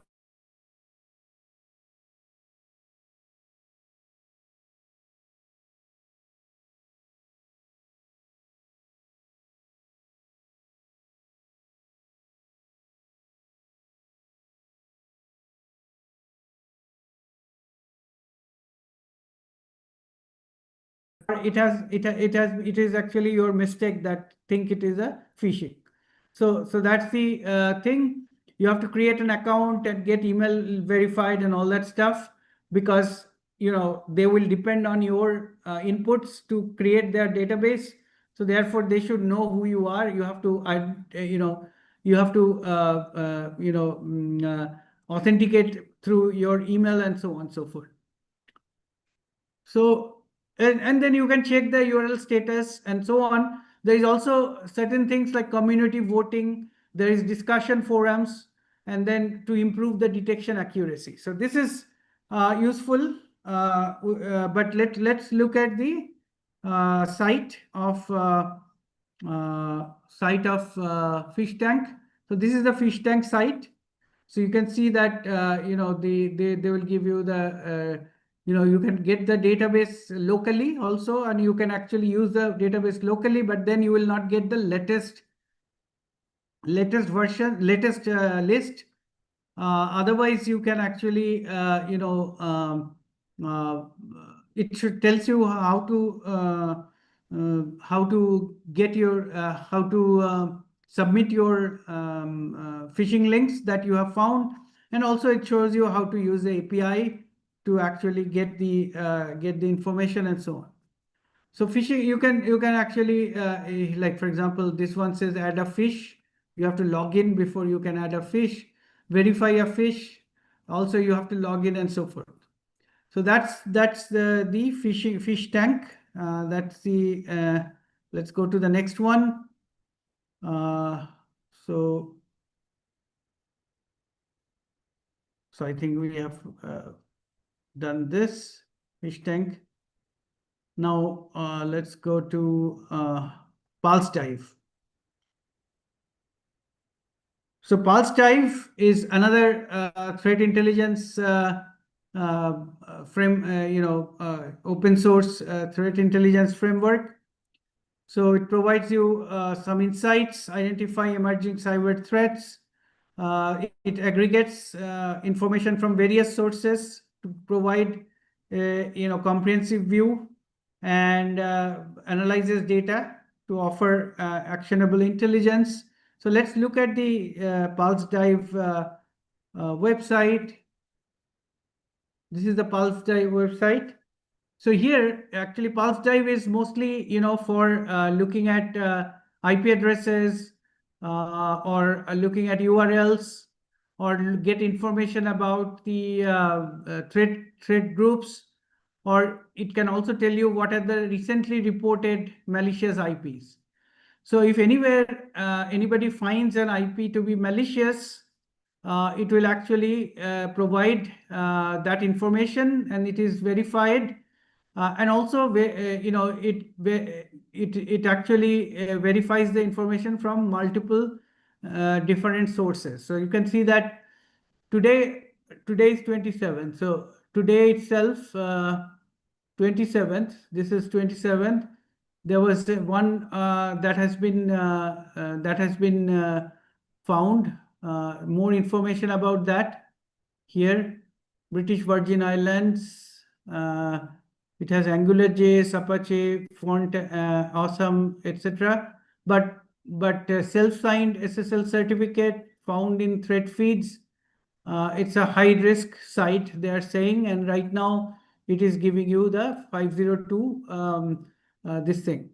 Yesterday, so this one is yesterday. So yesterday this one was found, and this one you see that it is actually it gives you an OK. It actually also shows you what is being currently shown on that website. It shows the SSL certificate, all that kind of information you can actually obtain from here. So that is your Pulse Dive. So mostly for URLs and IP addresses and so on. So we'll not so you can also subscribe to Pulse Dive, and there is a subscription plan also. You can get some free feed, but there is also paid feed also available. So that's the Pulse Dive. Now Clam AV, if you want to create your own antivirus system, so Clam AV is basically provides you actually a basis for creating a open source antivirus. So Clam AV is an open source antivirus engine that detects and removes trojans, viruses, malware, etc., extensively used for email and web scanning, ensuring endpoint security, and renowned for its reliability and efficiency in identifying and preventing security threats. Can be accessed and used on multiple platforms, including Linux, Windows, Mac OS, etc., and can be installed using package managers, of course, and it can be integrated with other software solutions. So let me show you the site for the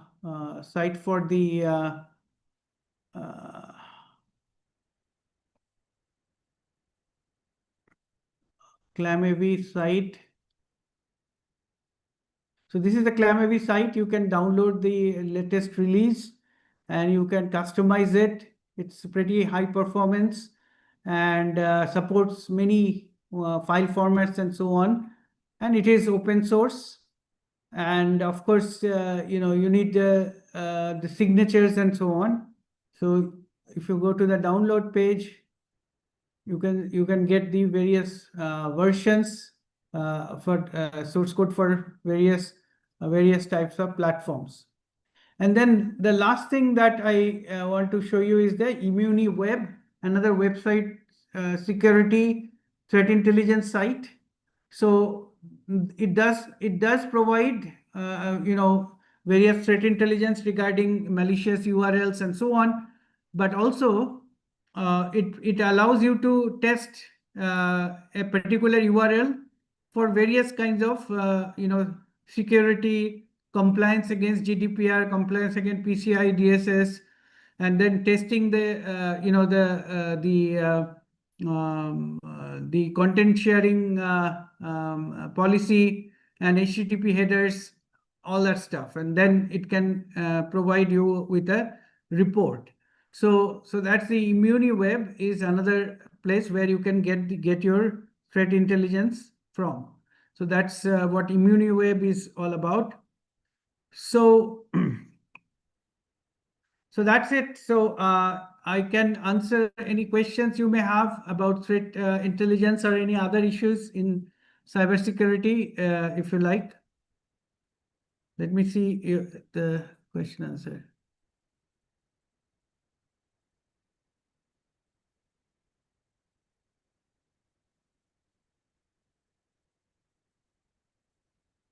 Okay, sir. Thank you for the session. Participants, one by one, you can unmute yourself and you can ask any question you have. If you first of all raise your hand and I will speak the name.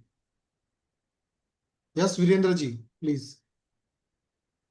Good evening, sir. Shukla sir, thank you for the great workshop actually. Thank you. And the question is actually this Calm AB that you were just saying, na sir, that last the open source software. So it can help to create antivirus, right? You was telling this. ClamAV, yes. Clam AB. So means what are we have to pay something or what means it will allow us or we have to create our you means we have to share our credential, like we have to create username or password and then it will allow. No, How it will work? So ClamAV does not require you to pay anything. It's basically a basic substrate of an antivirus engine. You can add additional code for customizing it for your interest and for your any kind of let's say you come up with a new way of doing things to detect malware through machine learning and so on. you can add that on top of that. So you have additional properties. Means we can also install this after customizing this thing. We can also install this in computer lab also. Yes. Sir, any idea or any examples do you have that in your college or in your institute or maybe somewhere that you No, come across that they have you could. installed this? No, so normally, since there are already free antivirus like Sophos and everything is available, nobody is rolling their own antivirus. This is more for Right, right. learning, what is inside an antivirus engine and so on. So since it's open source, you can actually get the look at the code and you can see what is there and Mm-hmm. what is not there. And also, if you want to try to experiment with your own methods for doing this, then you can also do that experiments on that. I don't know of anybody who is actually using this as their main antivirus engine. Okay, so means we will also just the browse the thing and we will also Yeah, try to learn. sure. Thank you, sir. All right. Thank you. Such a wonderful session that I Okay, have thank attended. you, thank you, Virendra ji. Now I request Manish Gupta sir for question. Yes, Manish sir. Thank you, Sandeep ji. This was really fantastic talk. Thank Thank you you. very much. My question is a bit general now because now we have seen so many things are changing in the era of AI. What do Yeah. you think that how we should prepare, because that it's a real threat, because we can create viruses, we can create malwares using AI. So what are the real challenges? How real it is actually? And then It is quite real. uh-huh. My students have created using Gen AI, agentic AI actually with multiple LLMs. They have created a system which can generate malware which are not recognizable by any known antivirus engines, Yeah. but they are pretty virulent. So that is going to happen. And therefore, one has to actually give more emphasis on threat intelligence. So once such attacks start happening, you have to figure out what are the indicators of such a new malware. In any case, we get thousands and thousands of new malwares every day. So Correct. even the current indicators also have to continuously upgrade themselves so that they can actually catch up with the signatures of such malware. So with AI and all, it will become a lot more problematic, and we have to actually depend on many other things. So the idea that I will always be able to keep malware out of my system, those days are gone. So we have to assume that some of the time I'll get malware infections, and I have to be prepared for that. So I should have proper backup. Backup should be isolated from my regular system, so that if I'm infected, the infection does not go into the backup. But on the other hand, the backup should be rather current, so that you have to do it very often.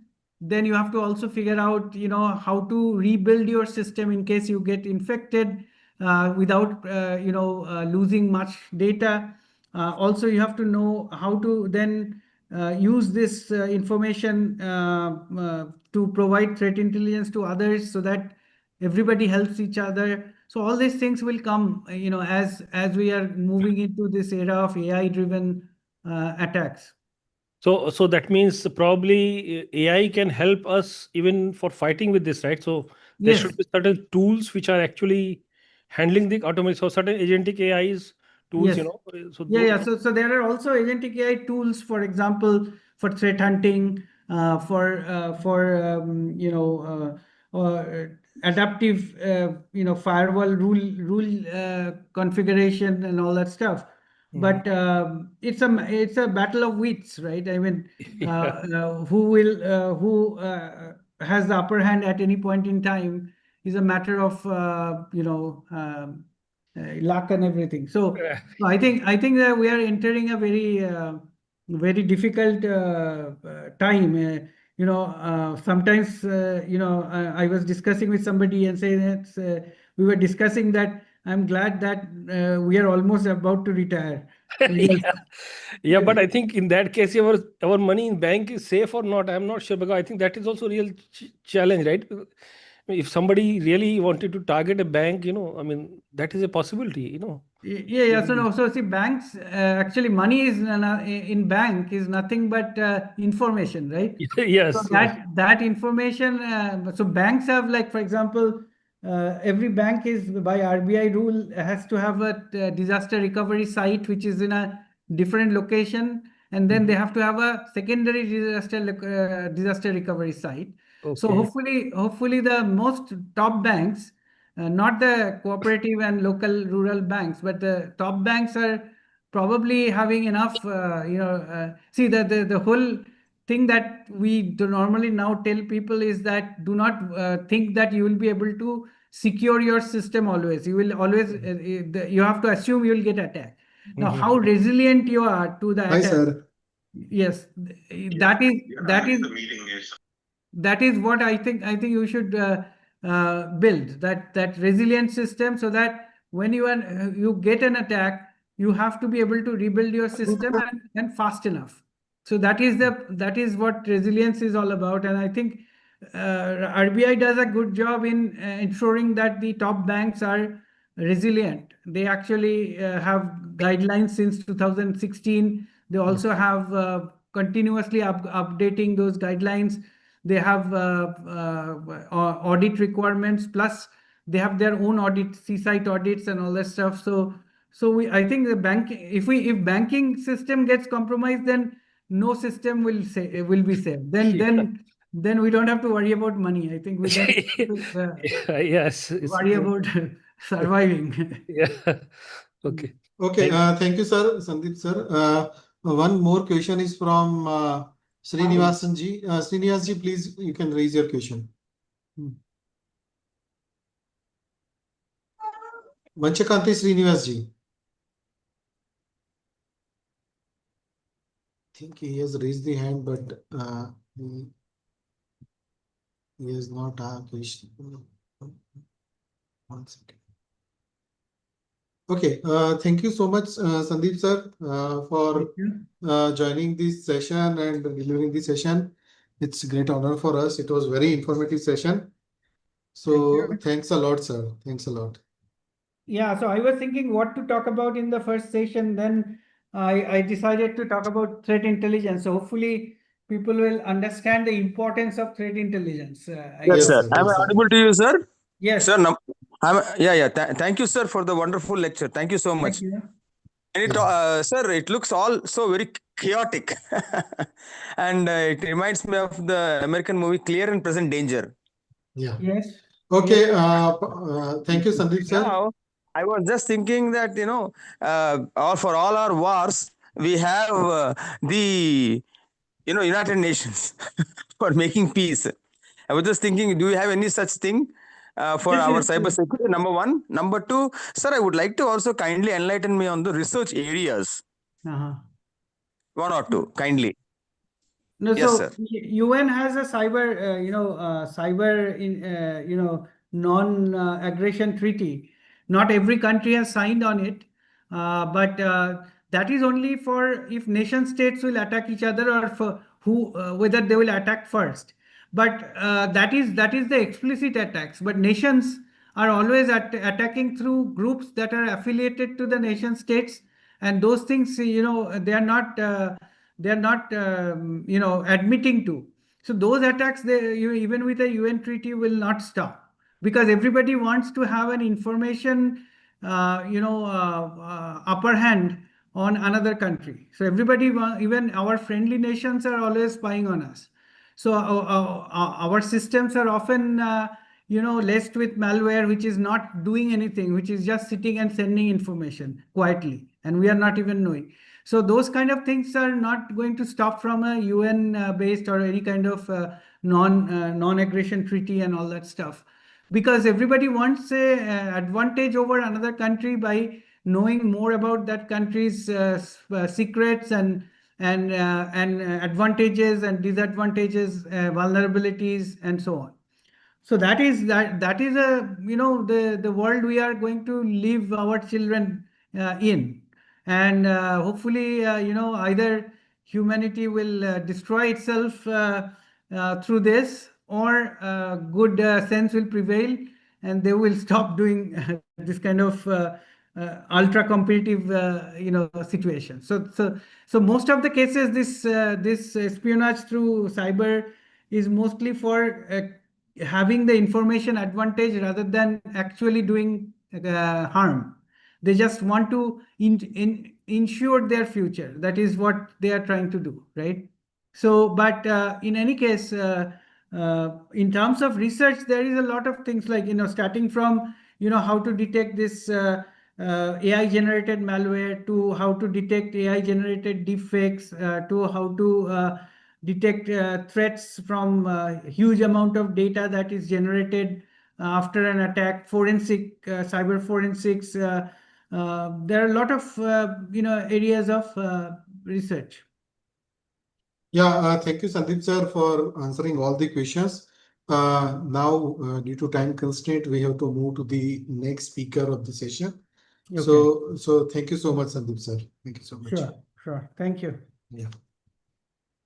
Sir, if possible, please share your material in given drive so I can share with the participants. Okay, I'll email you, or I will send it to you by WhatsApp. Yeah, it's fine, sir. Thank you so much. Thank you. Okay, participants. So now our next session is by Professor Manak Gupta sir. He has joined with us. So Manak sir, is it possible for you to unmute? You can check whether you are audible or not. Yeah, can you guys hear me? Yes, sir. We can listen you. So first of all, dear participants, I would like to introduce you about our next speaker. Professor Manak Gupta is an associate professor in the Department of Computer Science at Tini's Tech University, where he is the director also for the Applied and Basic Cybersecurity. He received the PhD in computer science from University of Texas at San Antonio under the supervision of Professor Ravi Sandhu in December 2018, and has worked as a postdoctoral research fellow at the Institute for Cybersecurity at UTSA. He is also an associated faculty with the CEROC, Cybersecurity Education, Research and Outreach Center at Tini's Tech University. His primary area of research includes the security and privacy in the cyberspace. In particular, he is interested in studying the scientific foundational aspects of access control and their application in real-world 21st century technologies, including cyber physical system, precision agriculture and smart cars, IoT, cloud computing, and big data. He is also interested in AI and machine learning-driven security solutions, including malware analysis and classification for cloud infrastructure as a service. His scholarly work is regularly published at the top peer-reviewed security venues, including ACM, SIGSEC, conferences, and referred journals. He was awarded the 2019 Computer Science Outstanding Doctoral Dissertation Research Award from UT San Antonio. His research has been funded by the US National Science Foundation, NASA, US Department of Defense, and private industries. He holds an MS in Information System from Northeastern University, Boston, USA. So, Manak sir, most welcome to the session, and we can start your session if you can share your slides. Thank you, Chintan, for your information. Let me share my screen.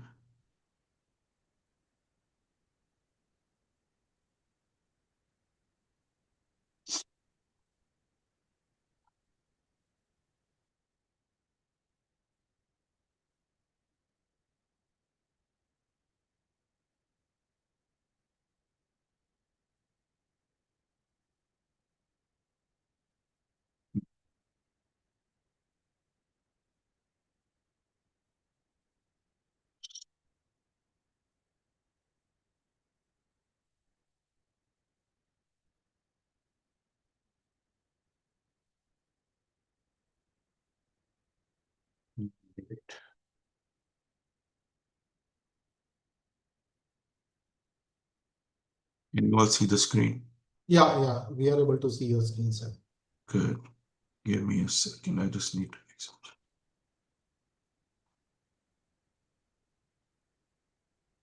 Okay. Well, good evening, everybody. Thanks for having me on this in this the workshop. And it's always good to talk to everybody back in India and get some insights, share some insights and talk and interact, and so I'll keep this session very lively, and it's not a one-way talk. I know it's late night there. Well, it's around 8 p.m. But it's morning for us. It's almost dinner time, so I'm the only one between you and the dinner. So I'll try to keep it as lively as possible. And sorry, I think my throat is not good enough today. My kid had a soccer match yesterday, and I was just shouting and screaming and rooting for him. So that made up my throat went down. But in anyways, we'll talk about. Um, you guys can see the screen, right? I just changed it, so you can see it, right? Yes, sir, we can see your screen. Good. Yeah, so I'll talk about provide an insight on some of the research that we have done um, in this domain and how we are using AI-assisted cybersecurity for critical infrastructure and in general, what are the different domains that we have worked in. So this is a very researchy talk, but I will still try to keep it non-research and share some insights on what we are doing and also discuss what is our current work that we are working on, some of the research directions that we're working on. And when I say we, it's my research team that works. And again, my name is Mana Gupta, and I'm associate professor and associate chair in the Department of Computer Science at Tennessee Tech University. And again, glad to be here for the faculty development workshop hosted by Kausalya, and special thanks to Chintan, Dr. Patel, for inviting me for this workshop. Okay. I'm also the director of Applied and Basic Cybersecurity Research Lab here, and I also work with some industry folks, and I'm an advisor there. I'm a senior member of IEEE, and the research projects that we have worked on is around AI-assisted cybersecurity, and then we apply those concepts. So it's a double-edged thing, right? So there is AI for security. We are using AI for cybersecurity systems and the security of AI, where you are essentially making these AI systems which are deploying in the domains more secure. So I'll touch upon that, the security of AI systems as well in this presentation briefly, and feel free to send me a message or email, and then we can expand that discussion. Okay. I've been funded by different agencies in the US, the National Science Foundation, NASA, Department of Defense, NSA, National Security Agency, for around 15 million, and my Google Scholar is this much. Okay.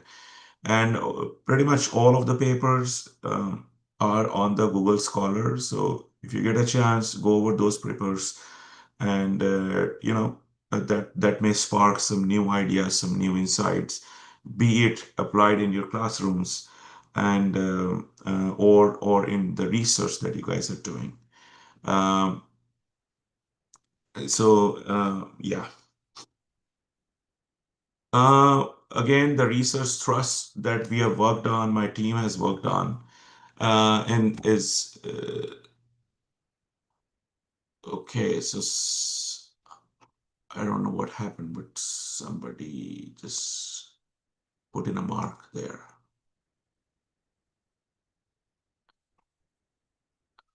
Okay. So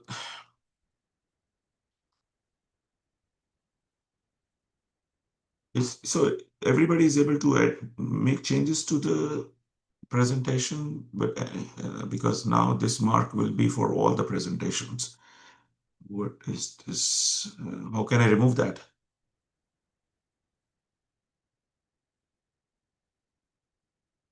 Chintan, do you have any insights? How do I remove this red line which one of your participants put in there?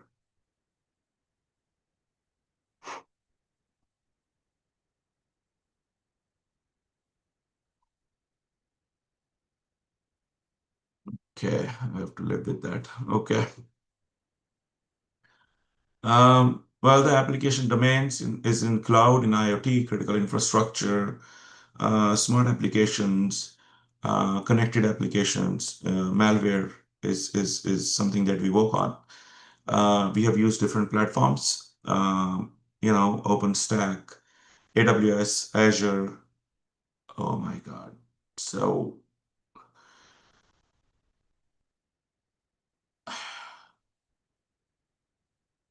okay, can we, I don't know why the participants have this edit access. Can we remove that part, please? So you want to unmute, allow to unmute, sir? No, if you see my presentation slide, participants are able to put in these arrows and marks, and I don't know why they are able to do that.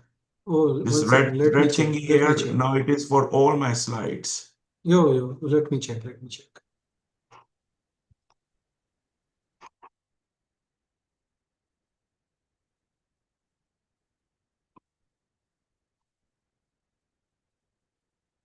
But in any ways, I'll go ahead, so the foundational technologies include AI-assisted cybersecurity, adversarial cybersecurity, anomaly detection, access control policies, and analysis. Okay, and our goal is to broaden and deepen this domain, and then we go from there. Virendra, you have any question? You have your hand raised.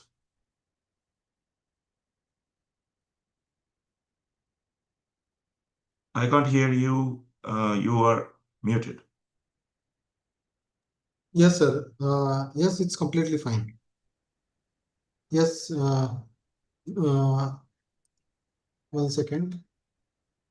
Virendra has a question. Sir, sorry, sir. Actually, I'm saying annotation is actually unable, so that's why just participant can do anything. तो Yes, sir yes. Admin sir हाँ zoom पे है option annotation को of कर दीजिए और delete कर दीजिए annotation Let me check. 1 second. I'm doing that. Yeah. Right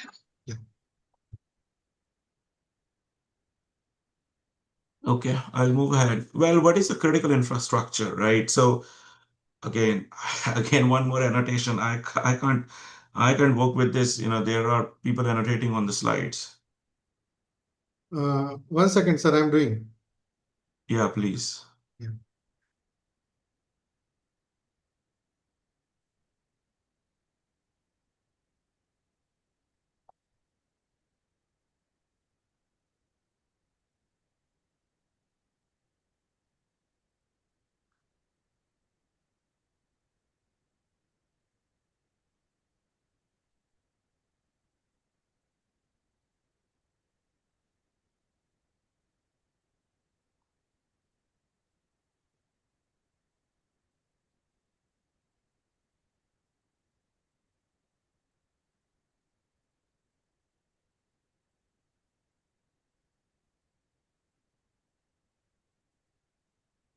Uh,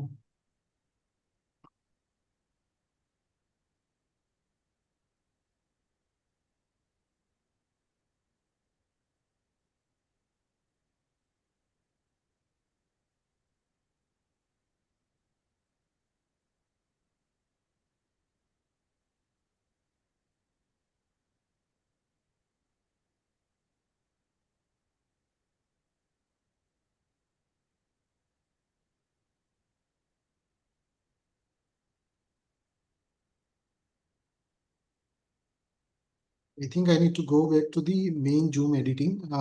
Sir, I'll do within 5 minutes doing that. Okay, and we need to remove the existing annotations. There are quite a Yes, few now. yes, we'll do that. We'll do. And actually that goes for all the slides, right? So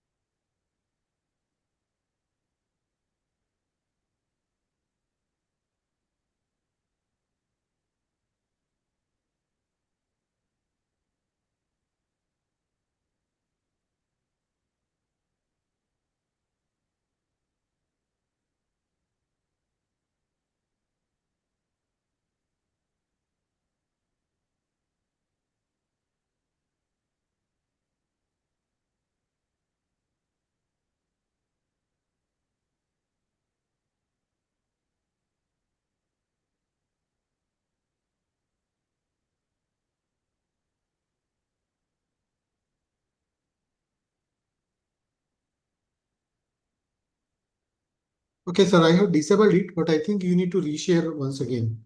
Then it will be fine. Yeah. okay.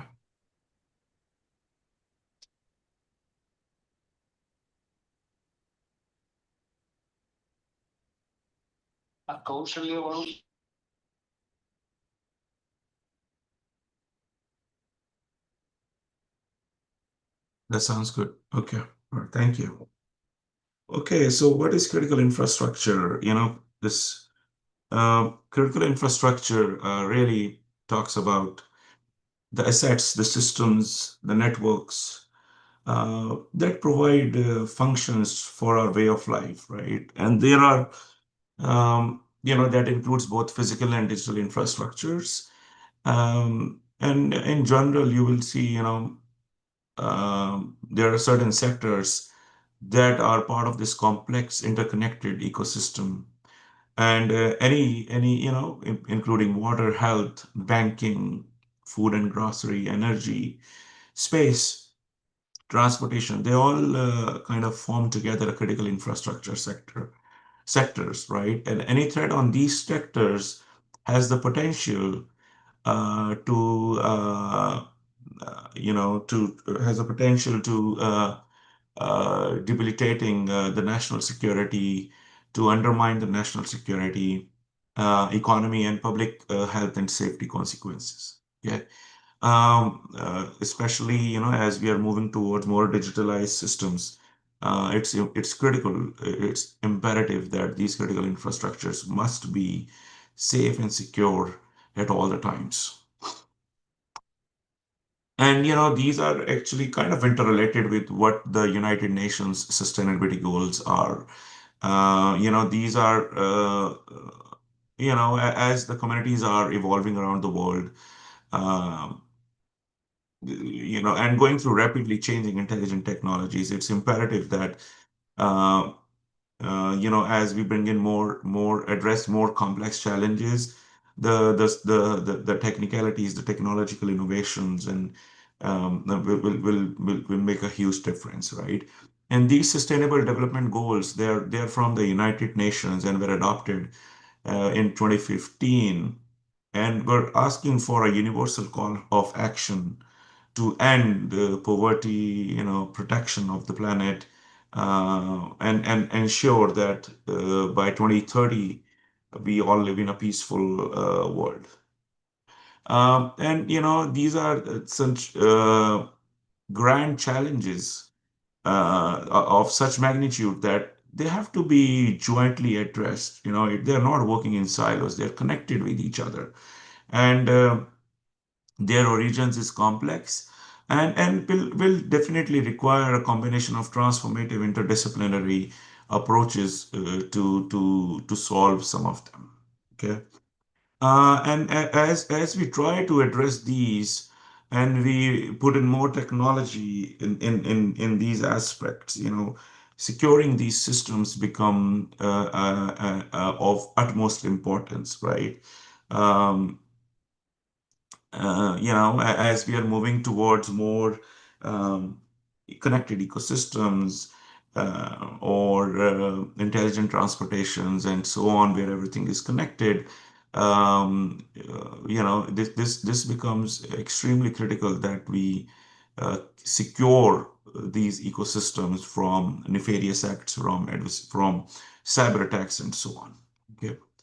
And as I said, the importance, the cybersecurity people as well as the infrastructures have become more connected.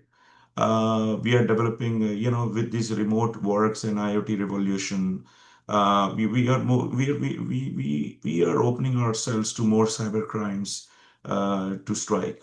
Okay. The cyber crimes, the importance of cybersecurity, you really don't want to have downtimes. Think about it. If your power grid has been compromised or attacked, downtime means no internet, right? It's going to disrupt your entire banking sectors, some sectors, your traffic lights, your smart cities, all of these will have major impact on on security and public trust. So it's important that we prevent these disruptions to essential services and protect our public safety and health. Okay, and that enables maintaining economic stability and also safeguard our sensitive data. I'll just quickly touch upon some of the global, share some statistics on some of the attacks that have happened uh, recently on infrastructures, right? So between January of 2023 and 2024, the global critical infrastructures faced around 420 million cyber attacks, and that is an average of 13 attacks per second. Okay, 13 attacks per second for critical infrastructure. 70% of the critical infrastructure organizations reported at least one ransomware attack. So what is a ransomware?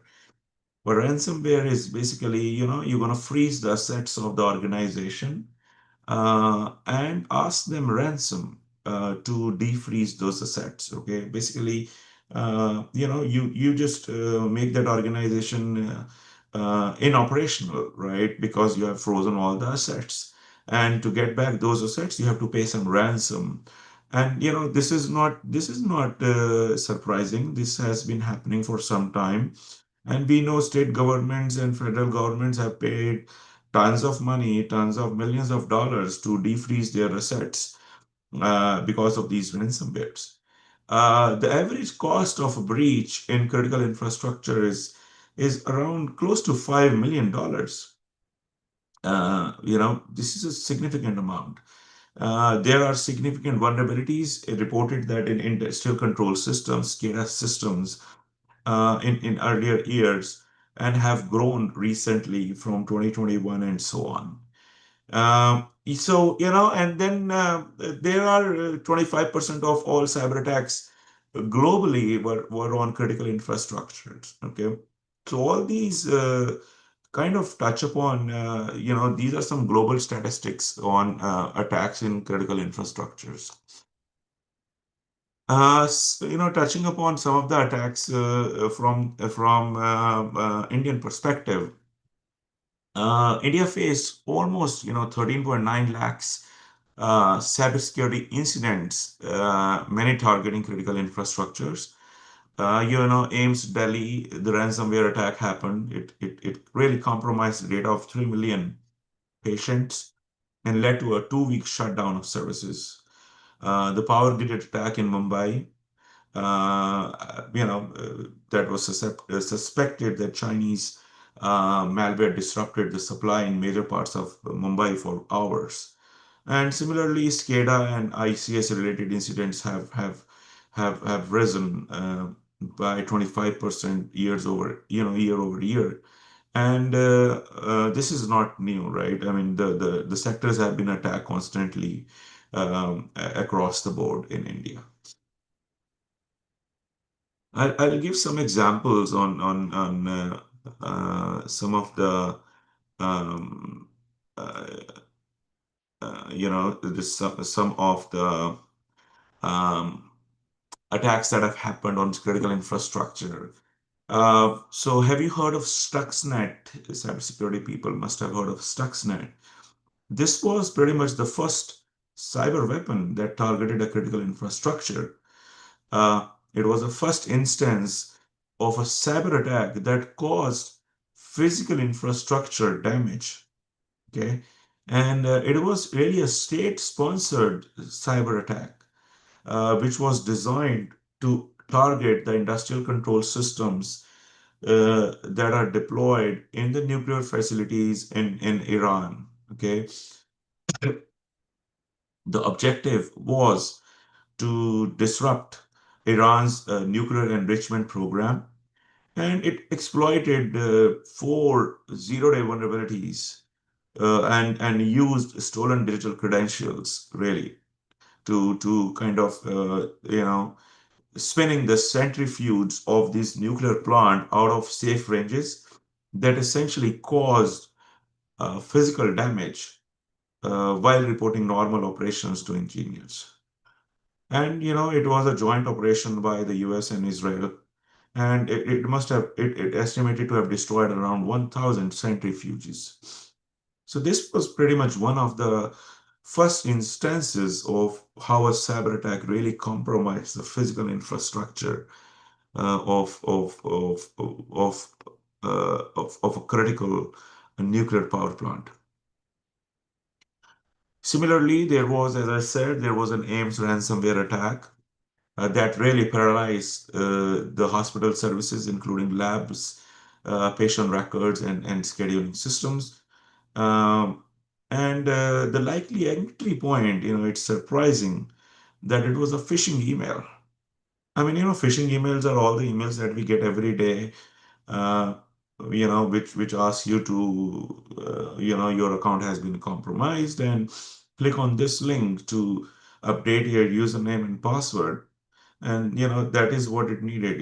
Just lack of awareness among people that really led to this attack. A phishing email which allowed to enter credentials and got into the system or download a ransomware and compromise the entire functionality or operational of Ames. Okay, and it really the ransom that was um, demanded during that attack was 200 crores. Then there is the colonial pipeline attack. This was a talked attack at that time. I think this was in 2022-ish. And that attack really, we have this pipeline, the gas pipeline that goes all the way from the south and covers pretty much the southeast and the northeast part of the US. And it's the largest oil pipeline in the US. It got hit by a massive targeted ransomware attack, uh, uh, which forced it to shut down. And we faced the brunt of it because the gas prices, the petrol prices went up significantly because the pipeline was pretty much shut, and there was a shortage of petrol and gas and stuff, right? So they asked for a 5 million ransom. Similarly, I can give you other examples of Ukraine power grid and uh, water system in Pennsylvania.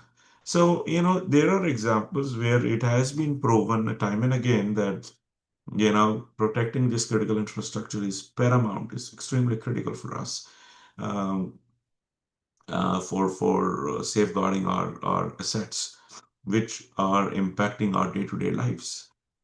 Um, Well, so what are we doing, right? So what are we doing? What steps we have taken in these aspects, right? In this needed domain. So there are, well, we are talking about the traditional cybersecurity, and it has its own limitations. Traditionally, it is not really it's incapable of detecting sophisticated zero-day attacks, right? traditional cybersecurity domains have been relied on very signature-based detections. We know a malware, how it looks like, what is the signature, what is the structure, and we just try to look into those softwares based on the signatures. That really doesn't go well. It doesn't really help in detecting zero-day vulnerabilities. Um, and or advanced persistent threats or polymorphic malwares.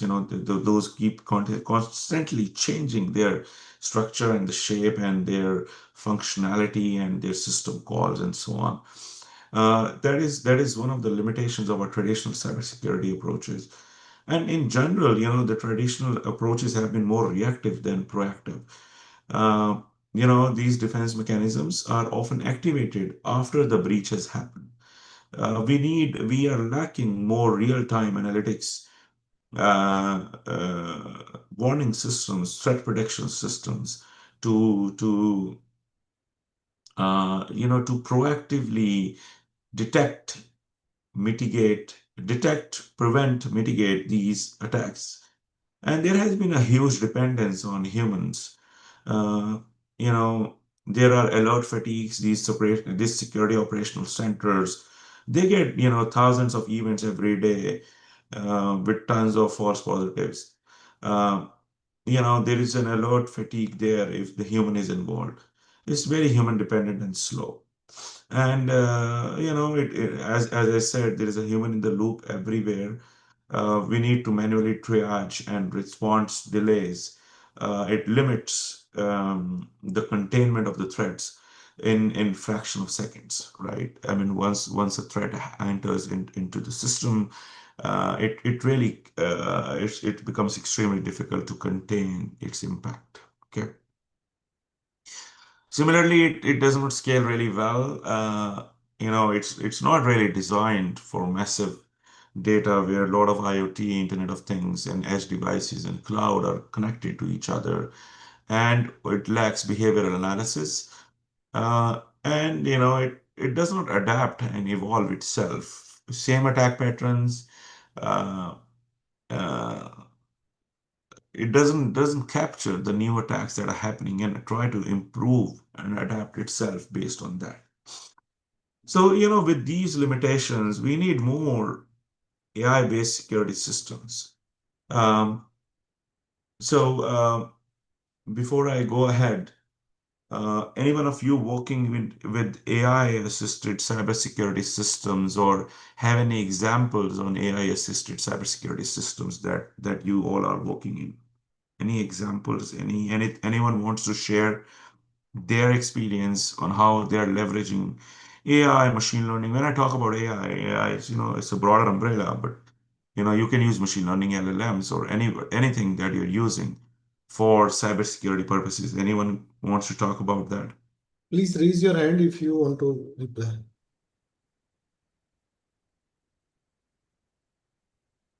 You can raise your hand.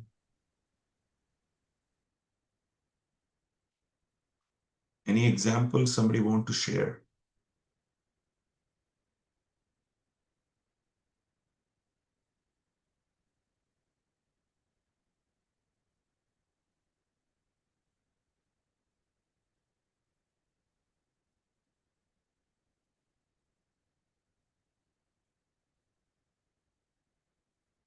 We can continue, sir, I think. Okay. All right. So what are the benefits of AI-assisted cybersecurity? So it helps in real-time threat detection. It uses machine learning to analyze large volumes of data, and it helps in detecting anomalies, zero-day threats, insider attacks in real time, and it helps in leveraging emerging attack patterns. So there are some key terms that I've used. One term is zero-day threats. So a zero-day threat is a threat that is unknown.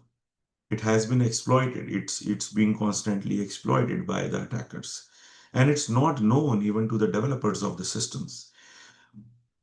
The developers are unaware of what if their system has been compromised. And why the name zero day is, once the attackers realize that their system has been compromised, which could be going on for years, could be, right? then basically the attackers, excuse me, the developers have 0 days to patch that vulnerability so that that 0 day attack can be prevented. So that is why the name came. It's a 0 day. They have 0 days to fix this vulnerability, that unknown vulnerability in their system. So with this AI-based systems, it can help us detect anomalies and 0 day threats and insider attacks in real time. It helps in predictive analytics and proactive defense. These AI models can anticipate threats, based on, these cyber threat intelligence that could be shared, right? There are frameworks, that can leverage the TTP, uh, the the technologies, the threats and procedures, right? Technology, tactics, and procedures, the TTP and these Stuxnet and the servers that are used for holding this information. All these threats can be anticipated and before they actually occur. And it also enables risk forecasting and vulnerability prioritization. It also has a faster response time. This automates detection, it automates triage and remediation process, and it reduces response time because, not necessarily human may be involved in all the times, right? So the human is not there in the loop all the time, although for some cases, for certain scenarios, human may be required, but in general, the humans are in the loop only for certain scenarios. It reduces human workload, as I said. It filters noises and false positives, allowing analysts to focus on more real threats. And that reduces the security operations fatigue. Okay, and it also limits, you know, behavior-based. It helps in behavior-based analysis and are well scalable across the board. It can scale easily across cloud and edge and hybrid networks and so on. And with the integration of this cyber threat intelligence, AI can integrate these external threat feeds for more contextual information, contextual understanding that could also enhance situational awareness and decision making for our AI systems. Okay, so so far we have touched upon what is critical infrastructure, the need for security of critical infrastructure, also in why um, uh, some examples of the attacks that have happened on critical infrastructure, which has impacted our day-to-day lives, be in the US or globally. And then what are the limitations of traditional uh, cybersecurity approaches, and how AI can be leveraged for developing security solutions that could be deployed in our critical infrastructure. Okay. Next, I'm going to talk briefly, touch upon uh, some of the attacks that have happened on. I'll touch more technicalities into a special use case on critical infrastructure, and this is part of the PhD work that was done by one of my students, and she graduated and she's now a assistant professor at a university. So that critical infrastructure is smart farming. Anybody want to touch upon or discuss what is smart farming? Have you heard of this term before? What is smart farming? What do we do with smart farming? Why we need smart farming? What is happening here? Anyone want to discuss or just provide an example of what is smart farming?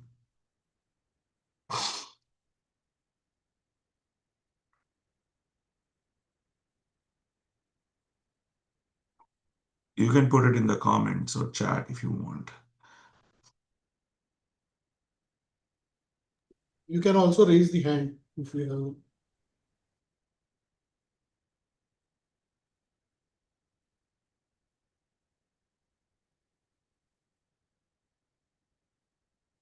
Someone has responded that to provide the security using IoT sensor, automatic system for managing farm activities, aeroponics, drone to collect the data for proper cultivation, low powered edge devices. So these are the responses we got.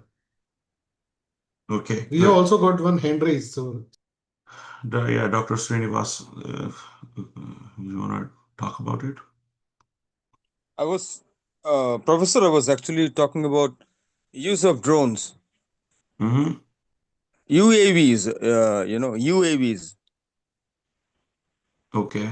Use Can you of give me an UAVs example of as how a very this? efficient way of, watering seeds, planting, and harvesting. Sure. Yeah.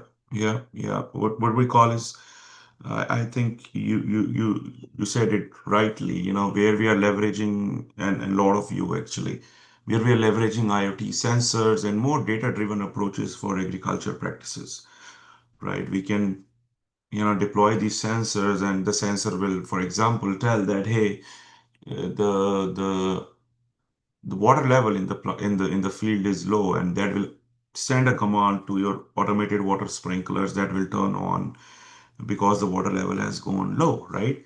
And that could happen to nitrogen levels, all the different things, right?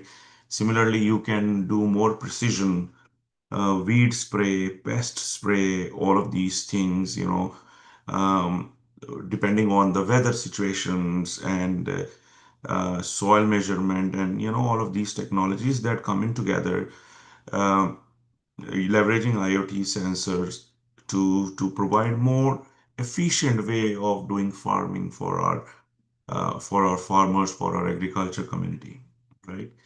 Um, since you all know about it, so I'll just discuss some use case about. Now we are moving towards more AI assisted uh, farming, right? We are deploying more sensors and more connected domain, which was very labor intensive domain in the past, but now have all these sensors and drones and smart devices and smart equipments which are moving across the field, which are connected through the network, and uh, doing certain things, certain operations based on very data driven approaches.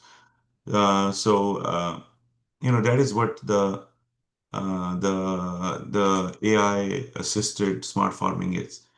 Now, and there's another term that here I'll touch upon that. And, as since India being a very agrarian society, and as we are moving towards more smart farming practices, this becomes a very critical domain for us, right? I mean, this is a domain. Dr. Srinivas, you have something else to say? I still see your hand up. Okay. Since India being a very agrarian society, and as we are moving towards more smart farming practices, I think this becomes a very critical domain for us, right? That we keep this domain more secure and safe and trustworthy, right? I mean, think about it, in a cyber attack, just because of a cyber attack, you end up,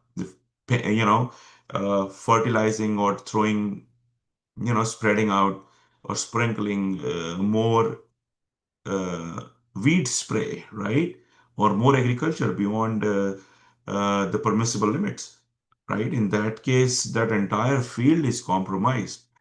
And such attacks could be on a large scale as well, and could really compromise the entire economy of a society.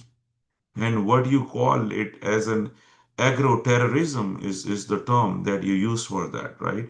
I mean, it's well known that the next attacks are going to be, or the next wars are very, will be cyber warfare, right? I mean, we won't be, and now you can see, even the the wars that are happening, more recently in Ukraine and Russia and all those, right? I mean, less humans are involved. Now they are throwing away, low cost drones that are being used for unleashing the payloads at target.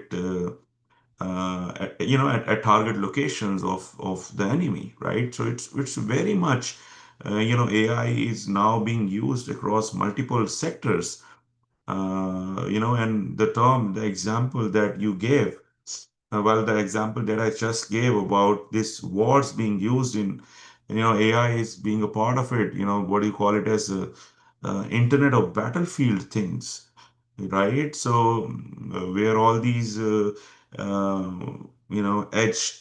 tactical edge information, you have these ecosystems that are developing there, to make this ecosystem more connected.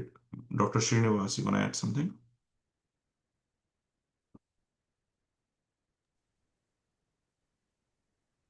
Yeah, I was referring to kamikaze drones.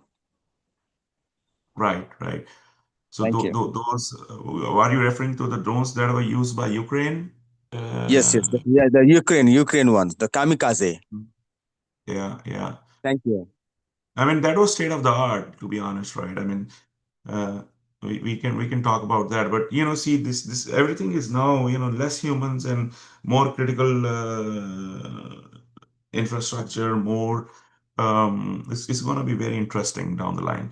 But in any ways, let's get back to this smart farming. So now we know what is smart farming, what is cooperative smart farming. Cooperative smart farming. Smart farming is one farm doing its own thing, have all these sensors and so on, and just have that information, and based on that information, very local information, making a decision on what to do, what not to do, right? Similarly, what is cooperative smart farming is when there are multiple farms, multiple agriculture entities that are connected together, have shared purpose, and help to create a more cooperative smart farming ecosystem.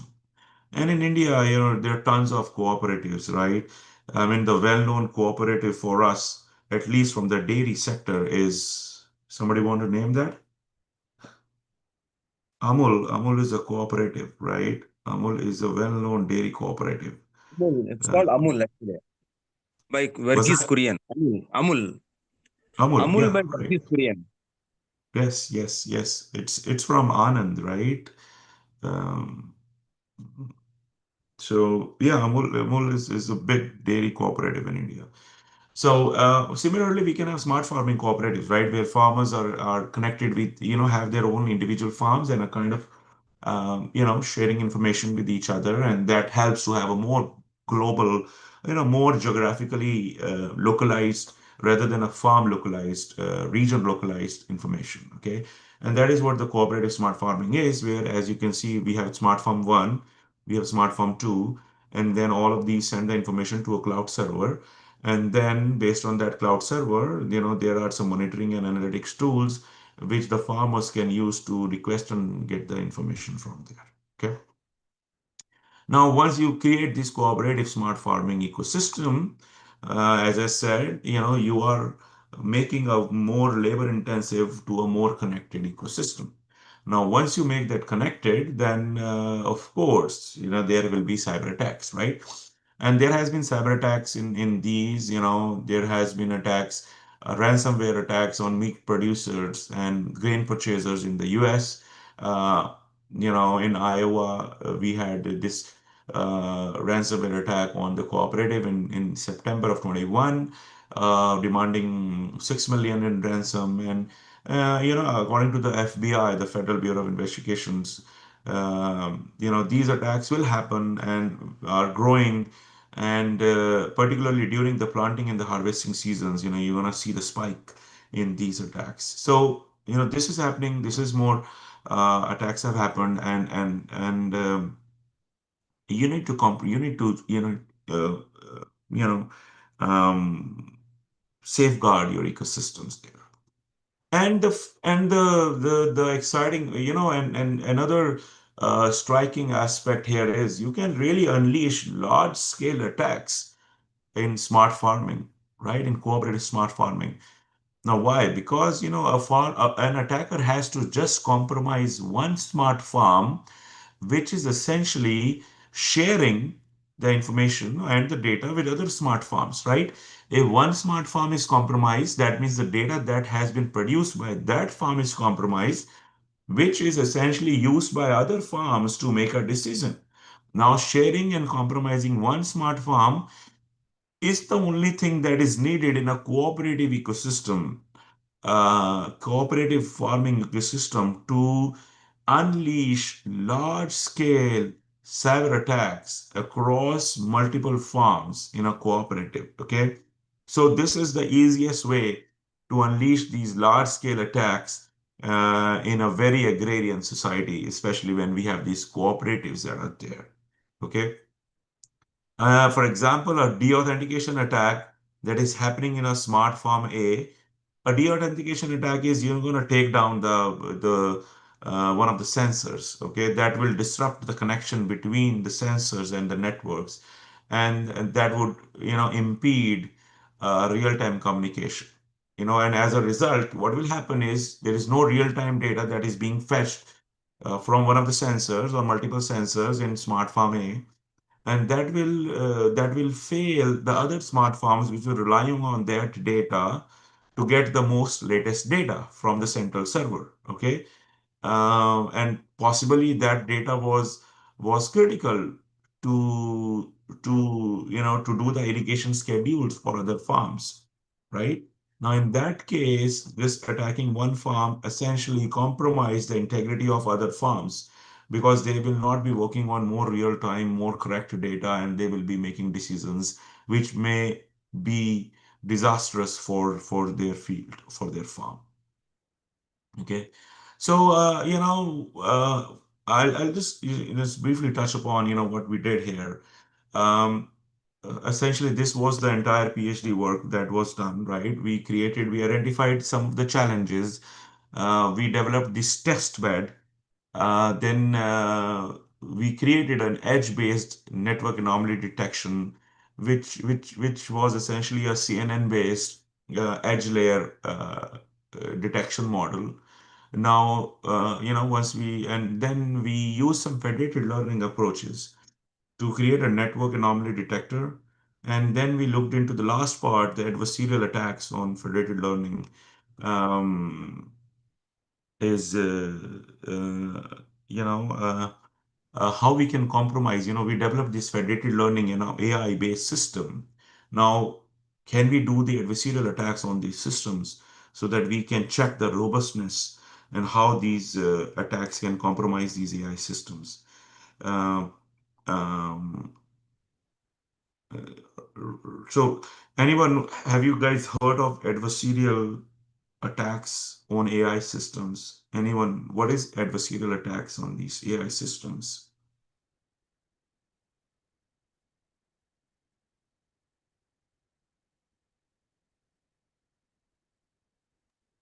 Anyone, you can raise your hand.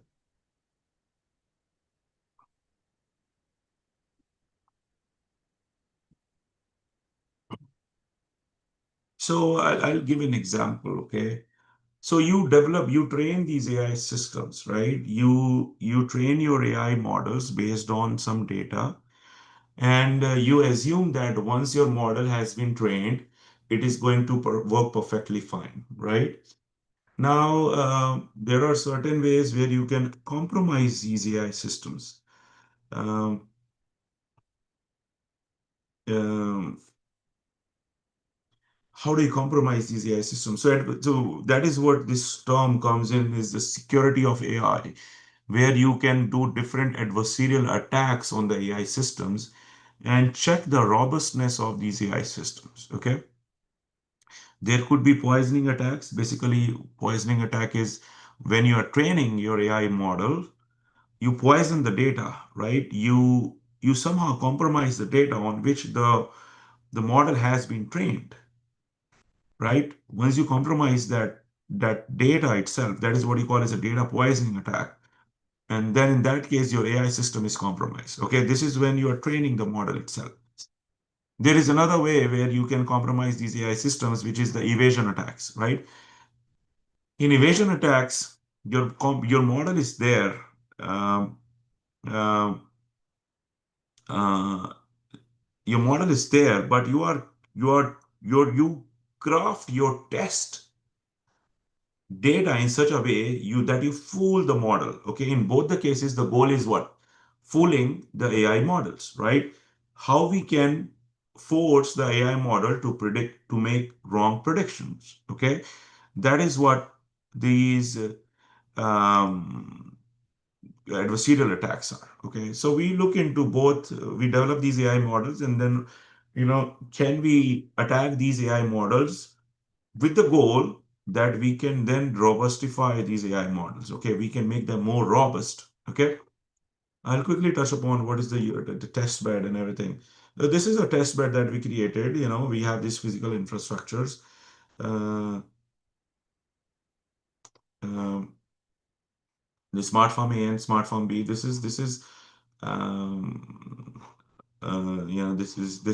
is what we created. Okay, we use Azure.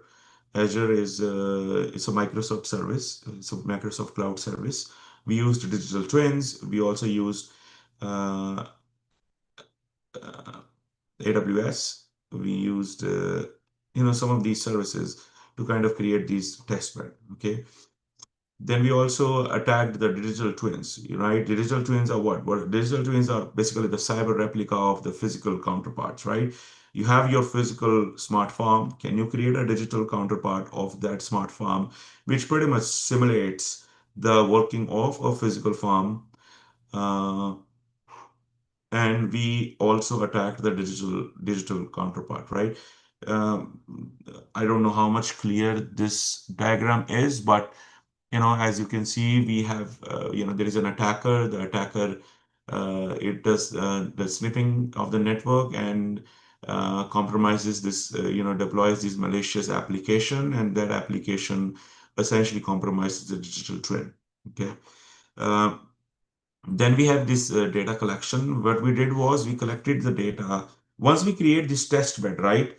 Then we basically try to simulate different attacks in this test bed. Okay, what is our goal? Our goal is, can we create a federated learning based approach where an attack on one farm can be detected urgently so that the other farms cannot be compromised, right?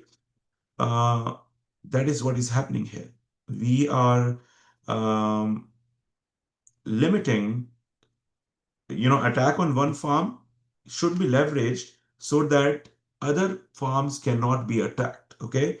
So what we are doing here is we did different types of attacks. We did re-authentication attack, auth poisoning, SQL injection, port scanning, evil twins, fingerprinting, DNS spoofing. All of these attacks we did in this test bed. Okay. One of the farms was compromised with the goal that our federated learning will train our model in real time so that other farm, the model that is deployed in other farm is able to detect these attacks. Okay. So anybody, have you heard of, okay, so before I go ahead, have you heard of federated learning? What is federated learning?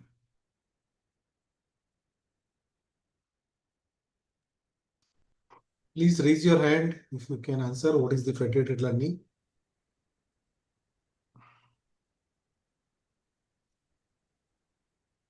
Yes, Alam. Yeah. Yes, federated learning we use for the privacy. It is like machine learning, but each and every device train itself, the weight goes to the centralized server and the aggregation happens over there. So the data is not transferred anywhere else. Data privacy, Right. it is used for privacy, right? Right. So federated learning, well, thank you, Alan. Sorry, I misspoke or butcher your name. I don't know, but Ahla. sorry. Yeah. Yeah. So federated learning is, as you said rightly, right? So you have these, you have this global model, and then you have your local models, right? What is happening here is you have, so what is, farmers are very sensitive to data sharing, right? Um, but in general, I'll tell you, federated learning, it's a very privacy preserving approach in the sense that, hey, I don't want to share my data beyond my local boundaries, right? To a global model which will be using my data and sharing and using that data for training the model, right? Which is their privacy questions there, right? So we don't want to do that. Instead, we basically have these local models. Local models are the models that are deployed at your edge, and then you have a global model. Okay, that global model basically is updating your local models, and local models share the model gradients and parameters of the model instead of sharing the actual data. Now that helps us to, well, that we don't have to share the data, and we still have our models trained, okay, on more larger data set rather than a local data set. We have a global perspective, and that is why we are using this federated learning approach in cooperative farming, where we are not just sharing the data of one farm, we are using the data from all the multiple farms which are part of the cooperatives, okay? And that is where we are leveraging federated learning for this purposes, okay? So we created this test bed, we created multiple farms, and then we started using this to create a federated learning approach. And some of the key questions, and then we attacked one of the farms, and the goal here is, can an attack on one farm be used to update the local models of other farms quickly so that once that attack goes into other farms, that can be detected, okay? So here are some of the research questions. Can the network-based anomaly detection be deployed at the edge to process both physical and network data? Is the model capable of accurately detecting anomalies in real time to enable the smart farm to prevent data transmission to the cloud when a network anomaly is detected? And since we are deploying these models at the edge, we want to make it as lightweight as possible, right? So there should be some compression techniques that we are using to be able to deploy these models in more edge infrastructures without really compromising the detection accuracy. Okay, so this is a very this is what we have done actually. We have this edge layer. If you can see on the left side, we have these network anomaly detections. What we are using is we are using uh, some network devices, some auditing tools, and then we have this AWS cloud layer on the top, which is where we are holding our global model. And as you can see, the attacker is doing an attack on the local, on one of the smart farms. Okay, so this is an architecture that we have developed. And you can look into, if you are more interested, this paper is on my Google Scholar. You can download that paper and go from there. Okay, and these are the results. As you can see, the results are pretty good. When we are comparing a single model and as compared to the other models, right, of more federated learning. Well, okay, so in this case, we are actually deploying an edge base. It's in individual farms. We are not really doing a federated learning in this case, because we want to say that, hey, if we deploy in if we deploy um, the model in one farm, then it can still, it has the data to be able to train itself on the attacks that have happened on that farm, but it will still not be able to basically be able to detect attacks that have happened on other farms, right? So that is a very edge-based. There are the limitations of this edge-based approach. Okay. Now, here is what the federated learning is. As I said, we have multiple farms, we have multiple edge devices, and we are, sharing our parameters. And the goal here is to ensure the data privacy and knowledge sharing with the goal that, hey, if there is a zero-day attack that is happening, in the farm, then that can be detected and prevented. I'm going to quickly rush over some of these things, especially with the time that we have. And I want to keep the last 20 minutes for our questions, an open discussion. And so some of these research questions are there that we addressed. Can the federated learning network anomaly detection models quickly share anomaly profiles, right? Share anomaly profiles with each other. Sharing the anomaly profiles, what will happen with that? As you share the anomaly profiles, then other for quicker, other farms be able to for faster response and detection, right? Um, um, uh, be able to detect these models, these attacks in real time. And what we used is we used some of the technology, including the ResNet 50 model, mobile net v2 for showing transfer learning approaches. Okay, this is our architecture. This is a very heavy picture, but as you can see, we have these edge layer, we have these global weight metrics. These are different farms. We have these local network data sets. We are training our own models locally, and then we are sharing, uploading the parameters. As you can see, P and Q. There are some compression approaches that are used here. Again, I think if you want to go in more detail, the details are in the paper, and if you want, I can share the link of that paper too. Okay. Here are some results. Again, the results are interesting, and we have shown here that if we are just sharing the model, if we are just training the model on local data rather than the global data, our systems are less secure. But if we share the data across multiple farms, we are able to have more secure, better anomaly detections in our systems. Okay. This is the hypothesis. I think I just touched upon that.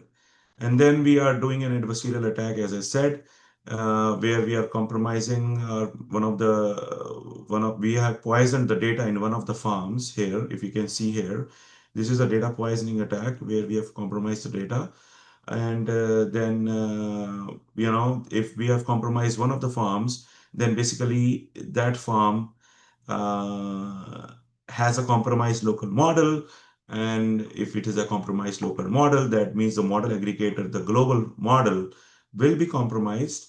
And that means the entire ecosystem is compromised. So here we are doing a poisoning attack for compromising the model. Okay.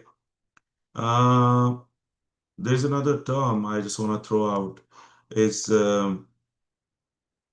SHAP. Anyone, are you aware of explainability of AI? Explainability concepts in AI. What is explainability? What are we doing here? Anyone?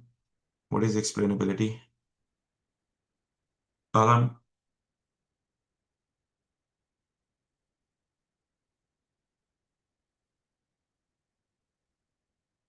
Yes, Manoj sir. Yes, Alam. Yeah, you can unmute. Explainability in AI is where the AI is able to explain and reason why did it take certain action or what was the thought process that it followed, chain of thoughts. Okay. Ashish?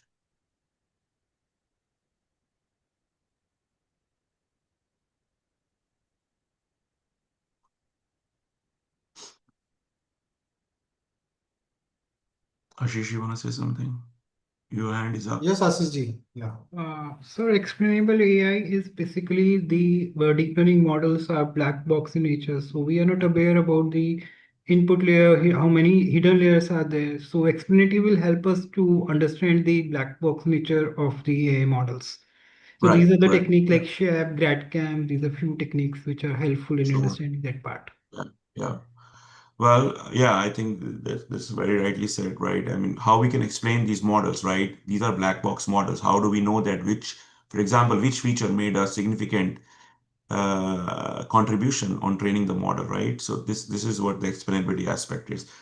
I think it's important that we talk about this explainability when you're doing your AI-driven research and helping in developing these prototypes. I think it's critical that you do that. Okay. So we did some explainability aspect and we did some attacks based on the explainability. Okay. I think I'm gonna stop here, right?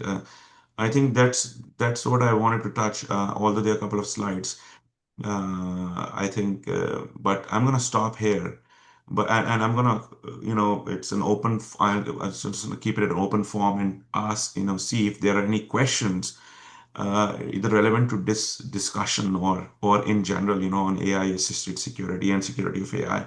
If anyone have any insights they want to share, or if they have any questions for me, I'll try to answer them. Okay. So I think for the talk, I'm just gonna stop here, and I'll keep it an open form for another 15 minutes. So if you have any questions, I'm happy to answer. Okay. You can raise your hand and you can. This is more like an informal discussion. I'm happy to answer any questions that you have. You can raise your hand and I will name your. You can ask the question.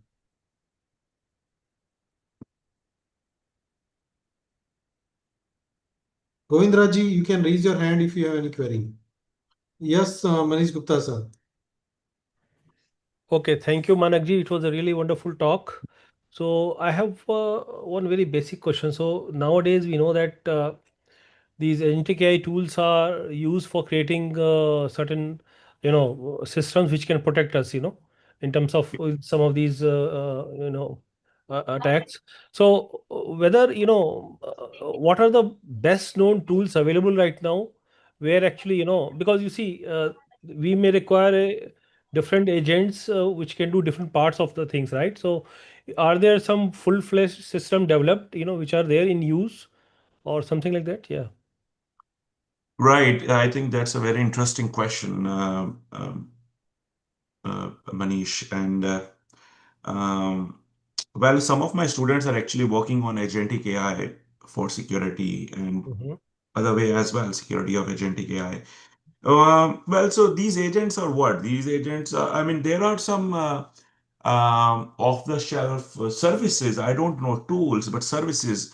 AWS and Azure, some of these have come up with their own agentic AI services that can be leveraged to Okay. create these agents. Although some of the things, one of my students, they really created some of agents from the scratch.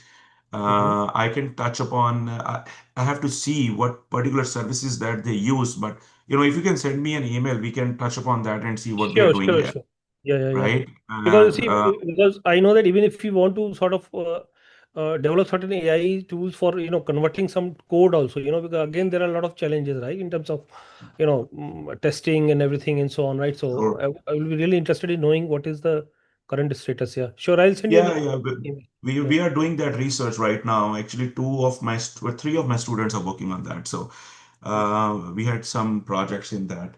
Or you can look into some of my Google Scholar. Well, if you look into my Scholar, the first paper that we did was ChatGPT to ThreatGPT. I don't know if you had a chance to look into my Google Scholar. Yeah, Um, that was the first thing that we did for LLMs based security. Uh, yeah. I'm so looking at it. Yeah, I think I will read it. Actually, I will look. I'm looking at it. yeah, Yeah. that's a very interesting paper. Pretty much one of the early seminal papers in this domain. Okay. And we should have another agentic AI based paper very soon. But we can touch upon that, Sure, sure, Manish. sure. Thank you. Thank you. Uh, Anyone else? Alam? Hello, Yeah. um, sir. Can you please tell that which data set is good for zero-day attack research?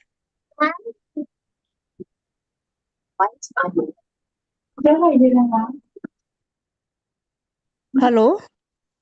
Yeah, I'm not sure who is asking the question. So is Alam or No, sir. Sony? Can I ask the question?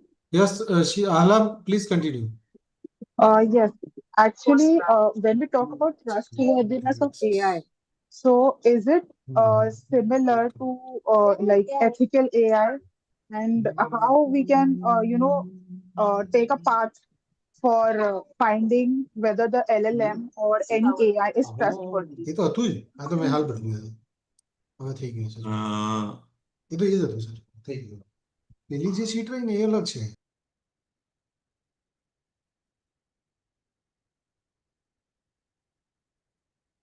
Okay, can you repeat that question? Sorry, there was a lot of background. I just missed it. Okay, so basically, I wanted to ask whether the trustworthiness of AI, like now a lot of people are talking about trustworthy AI, ethical AI, responsible AI. So, like, what is the way, like, if I want to do research in that area, so is it similar to adversarial attacks we try to find for LLM? So, because when I was researching on this, NIST had a lot of different parameters for trustworthiness. So, how we can go about this? Right. So, as you said, right, there are multiple aspects that we are looking into when you are looking into the trustworthiness. And trustworthiness is a very broad domain, right? There are questions about the privacy aspects of these LLMs that are being there, right? One of my students is working on how we can make these LLMs more private, so that they don't reveal information. That is one aspect. Another aspect is hallucinations, right? Another aspect is how we can, aspects like prompt engineering. How do we force these LLMs to be compromised? So, and then the traditional ones are adversarials, right? White box attacks, black box attacks, poisoning, evasion, all of these, right? So it's very broad domain. What we have done, our definition of trustworthiness is, well, we got a system. Can we compromise that system, right? Once we can compromise that system, now how we can make that system more robust, right? And there are multiple approaches that you can make that system more robust. So that is what our definition of trustworthiness is.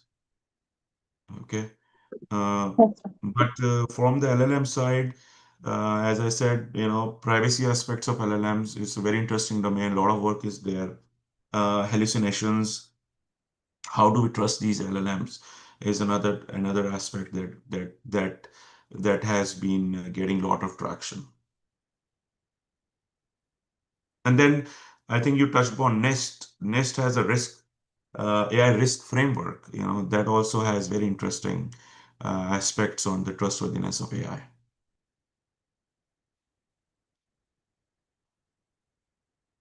Does that answer your question, Alam?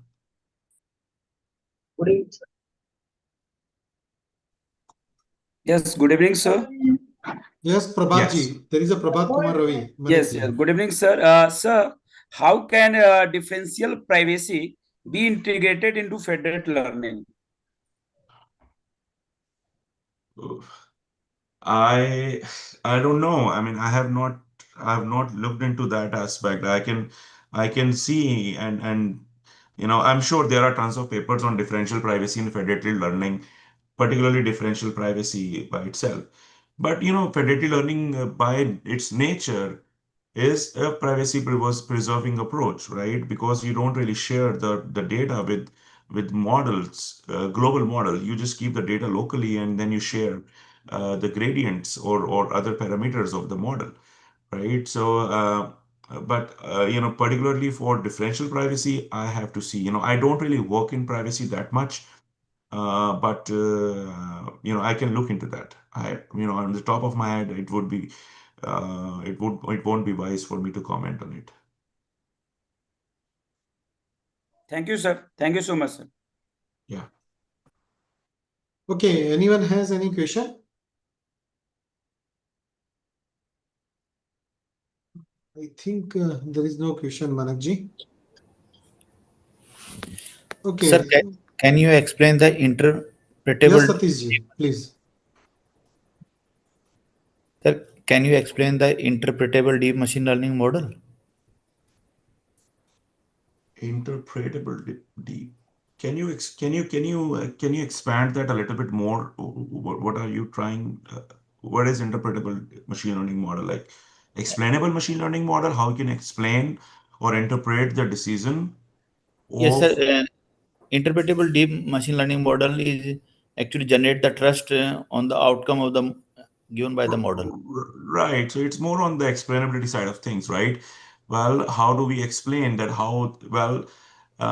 The explainability of the model, explaining that why the model came up with this reasoning, with this decision. So explaining that, and there are multiple approaches. What we have used is SHAP and LIME, structure, the very foundational explainability approaches for explaining the models and interpreting the aspects of the models. Thank you, sir. Yeah.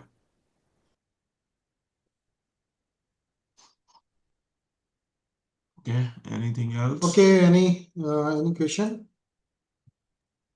Hello. Yes. Sir, is there any data set available using which we can detect zero-day attacks? Well, data set of I mean, it just depends, right? I mean, there are some publicly available data sets available, like Kaggle.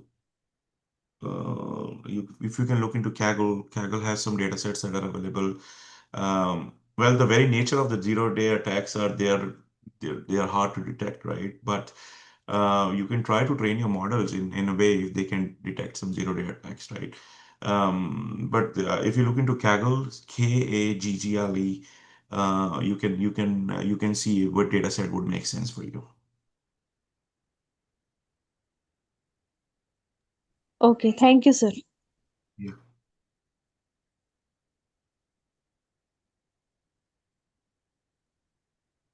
Okay, any further question?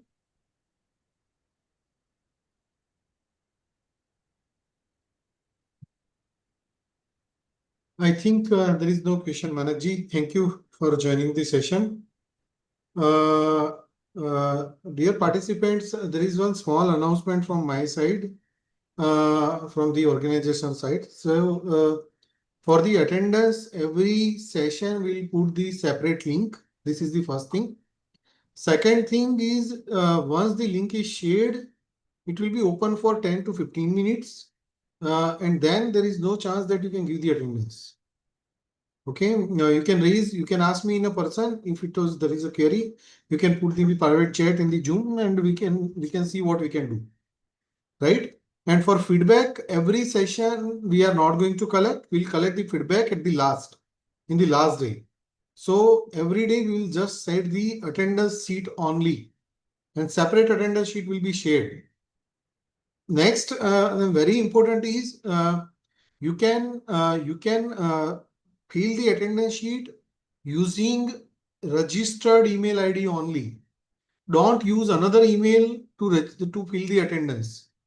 अगर आपने xyz@gmail.com से register किया है, then don't fill the attendance using xyz1, 2 or any other. आप make sure करिए कि आप you are submitting attendance using the xyz@gmail.com only. This is very important. Otherwise, it may happen that you lose your attendance. Excuse me, sir. Yes, Sorry to madam. interrupt you. Yes, listen. Actually, I have submitted my attendance, but I'm a little bit unsure that it was registered email ID or not. So can you please? No, for these two sessions, we'll see based on your name also. But Okay. tomorrow onwards, we'll not allow or will not consider if it is not registered email ID. Okay, now thank you so much. Yeah. Sir, I actually For the forgot to first get the first session, attendance. sorry, for the first session, we cannot allow you to fill the attendance now. Okay. Sorry, it's not possible. Every session you need to attend, every session you need to participate. And we will put in the WhatsApp group also once we'll share the attendance link here. But don't ask the attendance sheet in the WhatsApp. I will not share that. Okay? Yeah. Material we'll share once we'll receive from all the speakers. Don't make it hurry. Once I will receive the material, definitely we'll share the material.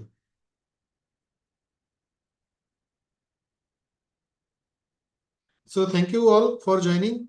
See you tomorrow. Okay, thank you everyone. Thank you.